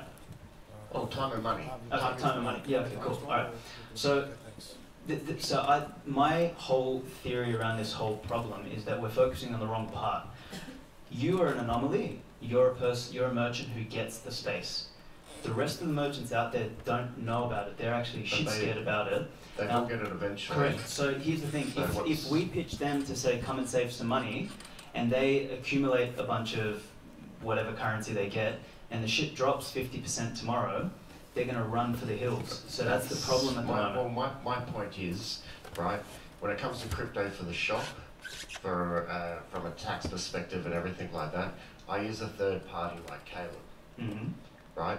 So then everything is then shown and it's very transparent. Sort of, but using a service like Caleb is going to cost you more than a merchant anyway. My point is, some banks, between some banks, takes a couple of days. Can we get the mic and talk? But no matter what coin I use, whether or not it takes a few seconds or 20 seconds or 30 seconds or whatever Caleb's company has to pay for the transaction, I'm getting the same amount of money within a couple of hours. Yeah, well, we'll move on, but it's user pays, right? If I want to pay $5 Bitcoin fee for a $4 coffee, no smart man would do that. So if it makes sense to buy a coffee with Ethereum, I'll just use whatever fee. So the consumer pays. Do you guys want to pass the mic down? We'll give fair time. That is Yeah, right. yeah, I mean, we need to move on to the next Sorry, I just question. want to clarify one statement there. Like, I didn't mean it that way. I didn't mean it that way. So What's wrong? merchants don't pay any fees. That's the beauty of this thing. There is no 2-3% fees charged by banks if you use a Bitcoin payment. You help merchants save fees. All right, next question. Yeah. Next question. Well, I think we should have equal time to respond to questions. Do you think, Mario, that's a I fair promise policy? you get first response to the next question, which is coming Well, to that's us not equal from, time, that's fine. the gentleman just next to the guy with the suit. Let's just do one answer. All right. From a consumer's point of view, not the merchant, I see what both parties do. Bitcoin Cash, on-chain, settled transaction immediately, cheap and fast. Lightning Network, go through a third party. If I can do it quickly and settle it straight away, what is the actual benefit as a consumer that I'm getting from the Lightning Network? Well, I mean, I would agree with you that you're not really getting any benefit, but, you know, to be fair to them, I'll let them answer that. But, I mean, you're right, that zero confirmation transactions are what Satoshi originally intended to solve the instant payment problem. Instead, a tremendous amount of effort has been diverted into a Lightning Network, which basically replicates the banking system all over again. And this is a situation that we're facing, so that's why many of us, including Hayden, we believe that this is like a deliberate attempt by certain groups to do this. And as a technical person, I can tell you, 100% guarantee you that zero confirmation in fact, Caleb's clients all are accepting zero confirmation transactions today. So they are sufficient for, and look, if you're a merchant and you accept a credit card payment, you've got a 5% risk of a chargeback anyway. With a zero confirmation transaction, it's 99.99% almost guaranteed. So it's better than credit cards, and yet we need a Lightning Network. So you're absolutely right, sir. Thank you for your question. From there, why would I? Why would I want to go through? Let's kick off on. Why would you I would never buy a coffee with Bitcoin because I'm not paying $20 to pay for a coffee. So I choose. But Lightning, the advantage for me is when you have a high cadence payment, like again the bar tab analogy. So over the entire transaction history is the sum of the fees because I'm only paying once to open and once to settle. So it's a tool that should be used accordingly. It doesn't. You don't maybe use Lightning for a once-off payment or a payment channel. Like it's just a tool. So we have to choose the coin that's cheaper to use. That's what I would be doing. Got one thing to say about. So why you would choose Lightning? Lightning has more anonymity than on-chain transactions, and on top of that, Lightning is instant. It allows you to do multiple instant transactions, and it's more secure. Zero confirmations has some risk at this point of time. Lightning is the most secure option at this point. And just to add a 2-second thing to that is it's free now. I think the throughput at the moment is what, like 50 transactions a second? Well, it just depends on your So I mean, for now with a few merchants, that's fine, but you get a bunch of merchants, you'll have to then hard fork again and then increase the block size again. And the whole problem with that is if you keep going down that path, you just end up with a far more centralized solution versus Lightning is infinitely scalable, effectively, without having to worry about that same problem. Alex, do you want to give Brendan a chance to respond, and then we'll get one or two more questions and wrap it up? So I just want to say today is actually a fairly auspicious day. This is Bitcoin Cash Upgrade Day. So from I think it's in about 4 hours' time, the Bitcoin Cash network is actually getting an upgrade from 8 megabyte blocks to 32 megabyte blocks. Woo! Yeah, woo! And so what that will mean is effectively that the Bitcoin Cash network will now be able to process up to 150 transactions per block. So when you're talking about 6 blocks an hour, sorry, per second. Per second. Yeah, so around 100,000 per block, I should say. So you're talking 600,000 an hour, or like whatever that is in, 10 million per day. Lots. Lots. And you know, the plan for the Bitcoin Cash network is just to continue scaling on-chain. We have a very, very long way to go, like you were saying before, sir. We are not even close to Moore's Law, to the limits of network bandwidth. You know, we're not even within a factor of 1,000 of where we could be today with a really concerted effort to develop this technology. So, you know, Bitcoin Cash has a long way to go. We can take the fees a lot further down from where they are today. And we can accommodate a global financial network without centralization. You know, that's the main thing we want to get across. Excellent, thanks Brendan. So guys, we're getting towards 8:30. We're happy to take 2 more questions from the audience, and then if people have any more questions, you guys are sticking around. There is an after party. The night doesn't have to end now, but we do have to wrap up by why don't we just do one answer and then we wrap around a few? Just love it, fantastic. So we'll go first to the cameraman, and then we'll get 2 or 3 more. Yeah. Just quick answers. Hey guys, this is for the panel. Really general question. This debate's been happening for like 2 years now, right? Longer. I thought we solved the debate on August 1st. So, general question for anyone that wants to answer it. Why are you guys still debating this? Like, people that want Bitcoin Cash, they can just develop on Bitcoin Cash. Bitcoin can go their separate ways. And anyone that held Bitcoin before August 1st gets both anyway. Yeah. So, why are we debating this? Just, in your opinion, why are we debating it? Yeah, well, I would agree with that, with the premise of your question, absolutely. And I would question why we're even having this debate instead of debating, you know, the next wave of adoption that we should have been having with Bitcoin. Like, why are we, you know, split in two and fighting? It's almost like it's almost as if we got co-opted, and that's why, you know, a lot of people have this animosity. That's where it comes from. But yeah, I mean, it's an excellent point, and the honest answer is that both solutions will work in the end, I believe. The question though is, if it's going to cost a lot more to do a Lightning network, and it's going to cost a lot less to do a zero confirmation system that's secure, why do we have to, you know, it's an engineering question, and we should just choose the path that has the least amount of effort and returns the greatest return on investment, you know, the greatest ROI for labour and for dollar put into the system, and I think that's the correct technical path. So there is a technical war between like two camps, but in the end, I mean, they're both right, and it's an engineering question, and I think the solution is that which you invest the least and you solve the problems, and that's instant payments, which is zero confirmation transactions, in my opinion. Can I say something?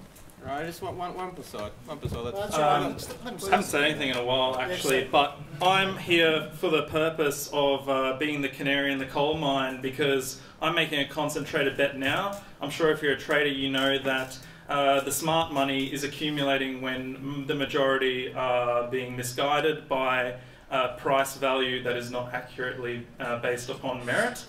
And we will soon see what's going to happen. I'm just here to educate you all, and it's up to you to decide what you want to do. Good work, yeah, and that's exactly when we started talking about it. I said, oh, let's just have a panel and talk about both technologies. I actually made the title like zero-sum game ? Hayden then changed it to zero-sum game. No question. Well, you can see that in the market cap. Yeah, so next question. So yeah. Keep walking, we keep running. Guys, I'll come to the front and get your questions. We've got one at the back here, just quickly. That was an argument. This is sort of directed towards the gentleman that asked the one about the $1 million a year earlier. And I had a similar question, and I guess it sort of relates to, does it really matter at the end of the day for the merchants or the consumers if none of the money is underwritten? Who's going to protect it? So the question is, why do the consumers care if it's Bitcoin Cash or Bitcoin? Is this just an academic debate among IT people? Why does the average person care? Is that a fair summation? No, it's more to the gentleman and to the panel. Is that $1 million a year uninsured, or is that with insurance? So where, you know, who's protecting your transactions? Nobody is. Do the banks protect what I do? They do. They underwrite it. I can answer that. The Bitcoin network protects your transactions. So when you make a Bitcoin transaction, within less than 2 seconds, 99.99% of the network has agreed that your transaction is going to go through. How do you protect that wealth, for example? You protect the value. Good question. Put it in a bank account and the bank owns it, mate. Alright, let me see if I've got the question this time around. So if you're a merchant trading with Bitcoin or Bitcoin Cash or whatever the case might be, where's your security as a person? How do you know you won't get stooged out of a big transaction? Is that the question? No, so Visa and MasterCard underwrite any transactions, they're insured. So I don't know what your business is or what... Fast food. Fast food, okay. So let's say, for example, you take your daily earnings and then you secure and store that somewhere, and that gets stolen or unauthorized, transactions, etc. Does that not concern you? Well, 70% of my transactions are Let's done go for the through Gen X crowd. Amex, Visa, MasterCard, about 3%. So then what does it matter to you what network you're actually on? No, well it doesn't, because Caleb underwrites my transactions in crypto. So he's a service provider. So my only concern is I can wait 3 hours for money, or I can wait 30 seconds for money. So the question was more from Caleb than... No, well it's a question of which coin which one's going to win? Boys, someone has to be the Sort bad of. guy. I That's think why what they you're pay me the big bucks to be here, is to be the bad guy. We'll carry that conversation on once we finish, but time is getting away from us, boys. We'll take a couple more, and we'll get really quick answers. Try and get through them as quick as we can. The gentleman in the front. Hey guys, my name's Chris. I invested, I think, like 20% of my portfolio overall in cryptocurrencies last year. Good time to do it, December. I anticipated that it would go up when Coinspace, I think it was Coinspace or Coinspot, whatever the American one is. Coinbase. Coinbase. Yeah, when it started listing Bitcoin Cash. I was spot on. Now, I also anticipated that people would go, oh, yeah, we better buy this now. And I thought there'd be a few vindictive people in there that would sell theirs as well, right? I was one of those. So, I made some money out of that, and then surely it crashed. So it went from 5,000 to, gosh, a lot less. I don't know how much it was a lot less though. Now, we were talking about how holding isn't a good idea, and we obviously want to do transactions. That's how Caleb makes his business, right? So he wants to encourage merchants to use it and people to do transactions. But obviously, I'm a speculative investor. I just make money. It doesn't matter where it is. I would have been an idiot to have held that, because if I had invested my money in December, not sold it, then I would have made a pretty substantial loss, as anyone would have, and that happened to a lot of people. My question primarily is, why would I hold my money in any cryptocurrency for the sake of So your question just, reiterates why we're not at the stage of considering the stuff currencies yet. So if you ask somebody, are you concerned about the Australian dollar falling 50% next month? They wouldn't have that concern. So we're still in the nascent stage. So when I was talking about where we are in that life cycle, we're still really early on. And I think the argument we're having here about speed and cost of transaction, all that sort of stuff, is really the wrong. It's too early for us to discuss that, because we're not at a stage of adoption yet where people are really considering or using this as an as currency. The very definition of a currency is something to be used as legal tender or a means of exchange. And what predicates a means of exchange is something that's stable. So I think the discussion here, the very fact that we're still talking about it as a speculative investment just means we're still too early. We're not at that stage of the life cycle yet. And to get there, we need to continue to build the overall adoption. More people need to hold it, more people need to use it, more people need to spend it. But we need to get there over time, and that's going to take a number of years.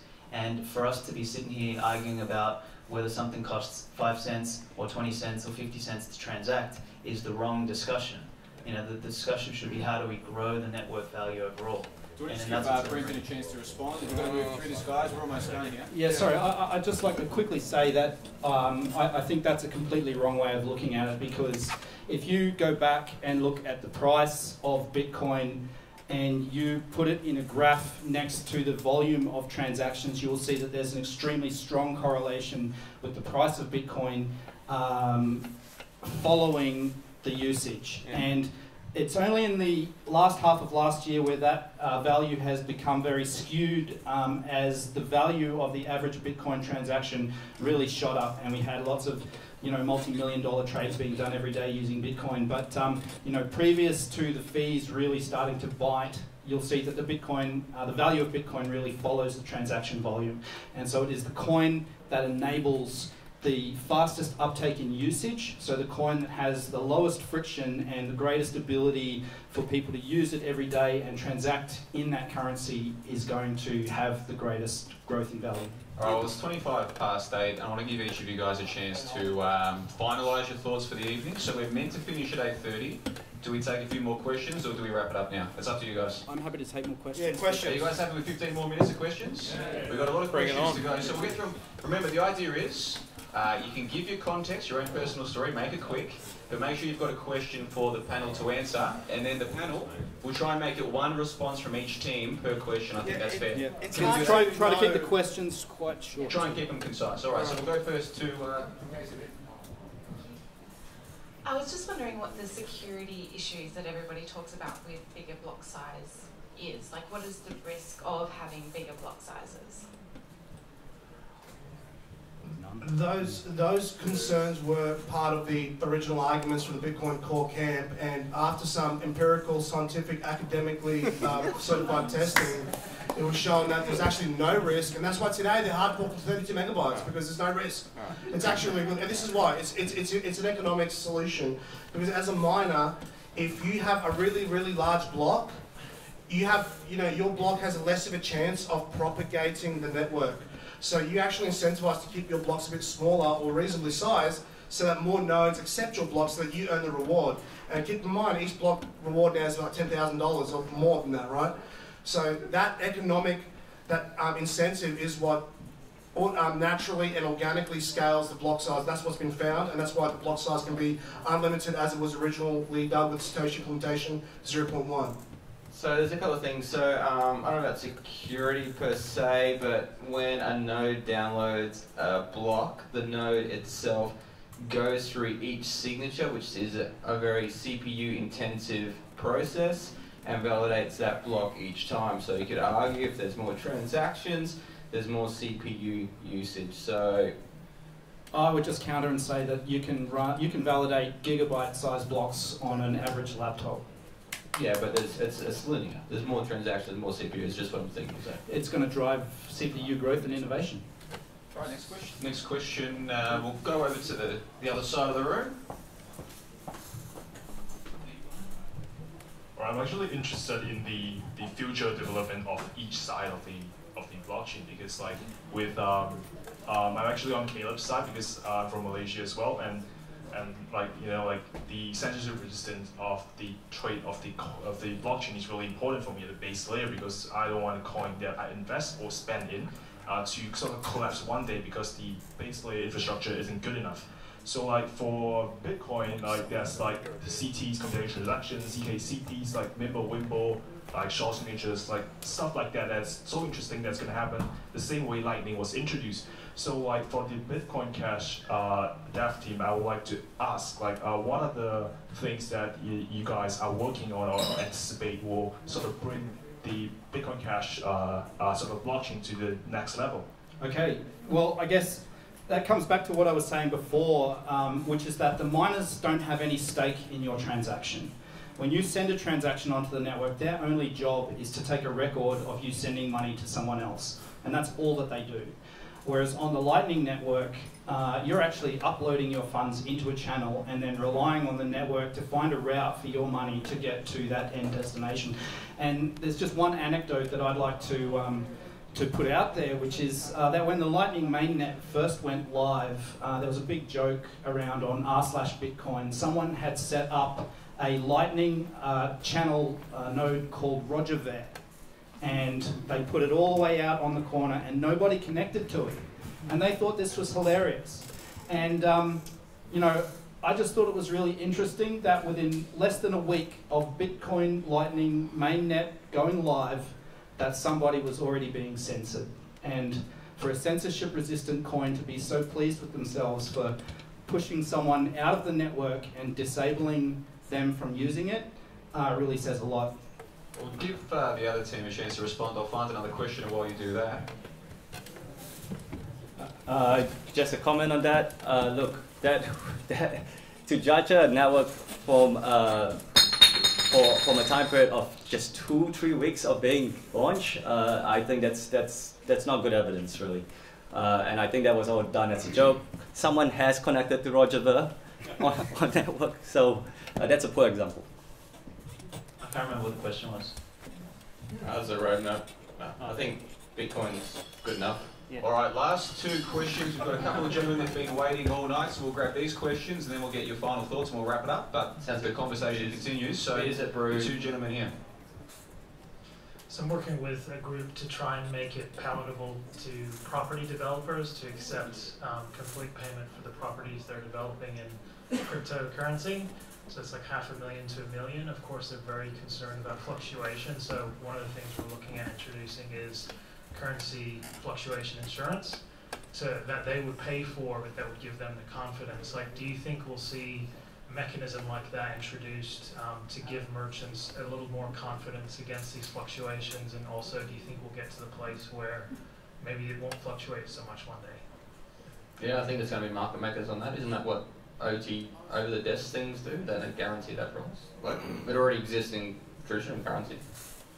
Yeah, there's that, and I think again, I keep coming back to when the network grows, we're still in the early days, so there's going to be volatility now. Volatility subsides as the network grows. So when we're talking about a $150 billion network, you're going to see all of that sort of volatility and fluctuation in it.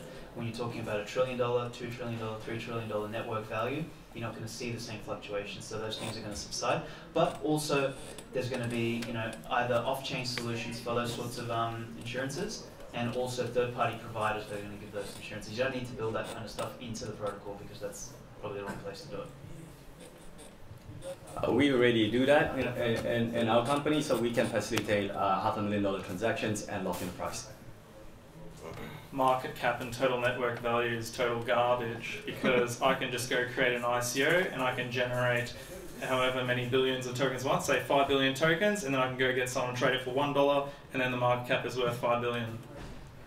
I just want to say I think Bitcoin is probably the best example of a purely rawly capitalist system out there.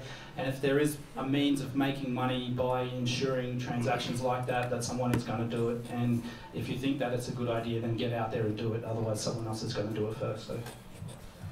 Well, ensuring transactions is a great way to solve the reliability issue with zero confirmation transactions. It's actually one of the side businesses that I'm invested in and working in. Yeah.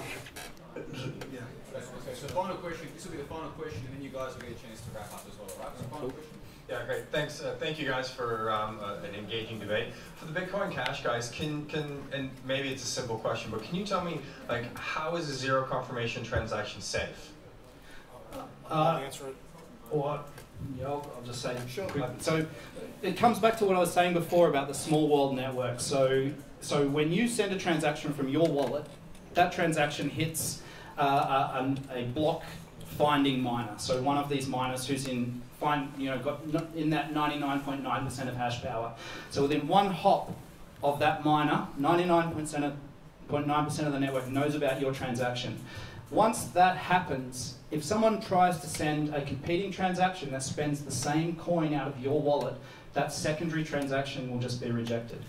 If a miner who is not within that 99.9% tries to propagate a block that double spends that transaction, that block will be rejected. That's one of the new network rules that's coming out with over the next short time. I think Herman has something he wants to say. Yeah, I can answer your question in technical detail. So, a zero confirmation transaction, when it comes in, and according to that quote I read about Satoshi, he says that if you're a merchant, you accept a zero confirmation transaction, you wait 10 seconds, and then you poll a whole bunch of other nodes on the network that are geographically sparse, which means you ask a node in India, hey, did anyone double spend this transaction? You ask a node in Africa, did anyone double spend this transaction? You ask a node in Asia, a node in America. And if they all say, no, we can't find a single other transaction that double spends these funds, well, that actually mathematically gives the merchant a 99.999% guarantee that it will not be double spent, which is far better than Visa and MasterCard transactions, by the way. And in addition to that, the merchant can say, you know what, for those small number of transactions that are being rolled back and double spent, I'm going to pay some other guy over here like $100 a month, and he's going to insure those transactions for me, so that if I do get a double spend, this guy's going to compensate me. So as a merchant, I get 100% guarantee that the zero confirmation transaction will, and that's faster than the Lightning Network, and it doesn't take anywhere near the effort. Right. And but you need that extra guy that you spend the $100 with to ensure that little bit. If you wanted 100%, yes. If you wanted 99.999%, which is good enough for selling cars, you don't need it. Yeah, or you just wait 6 confirmations. It's actually very hard to try and broadcast 2 transactions. And what happens to try and do it, you need to connect to 2 different networks, 2 different physical nodes. And what happens is the transaction goes into the mempool. So although the transaction is not mine, the nodes themselves will validate to see if it is a double spent transaction. So you have to try and orchestrate an attack where you broadcast to 2 physically disconnected proponents, and it's very hard to do. Very difficult. Very, very difficult. So like 10 seconds. So they're secure, right? Yeah, it's secure. Exactly. Right, guys. Well, it is time to wrap up. You guys are sticking around to answer people's questions directly. We'll all be hanging out, having a good time. But we have to give you guys a chance to give your final thoughts. Just a closing remark. I think it's been a fantastic conversation. I hope you guys have enjoyed it. So we'll just go through. Lucas, give us your final thoughts. Pass the mic down and we'll wrap it up. Well, I want to go on final thoughts. I want to say thanks to everyone for coming. It's great to see the community. We started this in March 2013. Now we've got 2 different meetups. Go along, support whichever one you want. I always try and be educational. So and like I said, these are all volunteers. So we should thank the people up here for putting their time up for education. But so come along down to Peru, support Caleb, who's trying to have a crack at rolling out this technology. But I'm here to support crypto in general. I agree with Lucas. I think my only piece, I don't have a problem with Bitcoin Cash per se or Bitcoin. I'm a big believer in that whole censorship-resistant bearer asset piece, and I think the best strategy moving forward for that is what Bitcoin has, and I think Bitcoin Cash is a better methodology to do transaction first or transactional currency first. I just think that the methodology is a bit different. So the example I use, and I'll close on this, is if you guys haven't heard of eGold, have a look at eGold. They were pre-Bitcoin and they got all that adoption, all that sort of shit, and the guy almost got thrown in jail for 20 years because they had a single head to the snake to cut off. So I think Bitcoin's model trends towards further censorship resistance and decentralization, which is the predicate for a better network value and then at some stage later a medium of exchange. Whereas I just don't think that strategy on that side of the fence is the best one for long-term survival, because if it sort of coalesces around just miners, a couple of people can get popped and there goes the value, and see you later.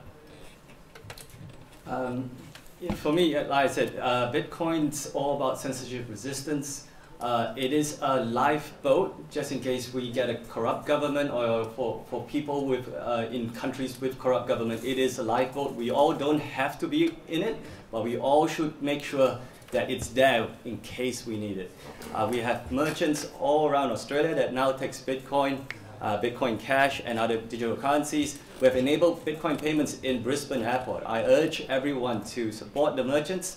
They are the ones that are investing time to train their staff to enable this technology. I really urge everyone to download a wallet and make a transaction. I think that the general public doesn't question enough things. They're too accepting. They should be questioning everything.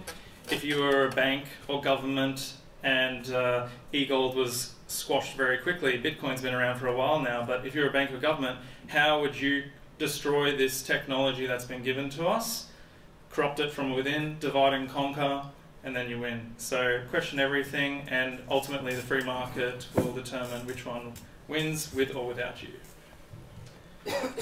So again, I'd just like to, since Bitcoin Cash came out in August last year, we've had a jump from 1 to 8 megabytes. Today introduces a new 8 to 32 megabyte increase in the block limit. The rumours I'm hearing around are that in November this year, so the strategy for Bitcoin Cash is to have an upgrade, or basically a hard fork, every 6 months. We're going to go to 128 megabytes and seeking to get to a gigabyte within a couple of years and a terabyte within the next decade. And currently there is really no technical limitation that we can see that will prevent the network from reaching those kinds of levels. And so the ability of Bitcoin Cash to be used every day by everybody, everywhere in the world for all of their transactions is really the value that we're chasing here. And it's not a second layer that you have to settle on and muck around with and have channels and all this kind of blah, blah, blah. It is peer-to-peer, censorship resistant, layer one, on-chain transactions for everybody, everywhere, all the time. And in addition to that, it's important to consider that, as an audience, a lot of people may not have the technical training and sophistication to really understand or to know who's correct and who's wrong. Well, the reality is, like it is in many other disciplines, is that both camps are right and both camps are wrong in their arguments. But really what it comes down to is the philosophy and the spirit of the coin and of the community that's behind it. And as I said in my initial comment, that this point alone, I think, is what will make Bitcoin Cash ultimately dwarf and consume Bitcoin Core, is the fact that it's willing to change. It's willing to hard fork and to adapt to the pressures of the Darwinian cauldron of crypto evolution that's happening right now. And if you're not willing to change your block size from 1 megabyte to something a bit more reasonable, I mean, you're not going to be able to do the big changes that will be necessary to make Bitcoin Cash a worldwide success. So Bitcoin Cash, to be honest with you, it still has a lot of technical things that needs to be done, but at least they're willing to change, and at least they're willing to hard fork. And that, I think, will, over a long period of time, like from the 70s to the present time, how computing has changed, blockchain technology will also change. And once we can, evolve in that direction, if you can evolve in that direction, that is what will make the big difference in the end. Thank you very much, Emma. Well, guys, the first thing we have to do is say a big thanks to both Nathan and Tim, who've been standing on their feet all night. They've been recording this live stream.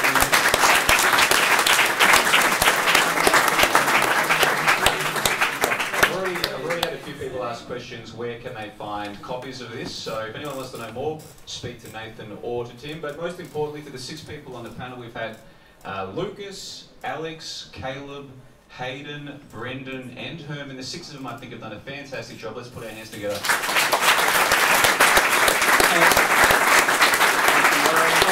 I would just like to say thank you very much also to John for doing such a good job.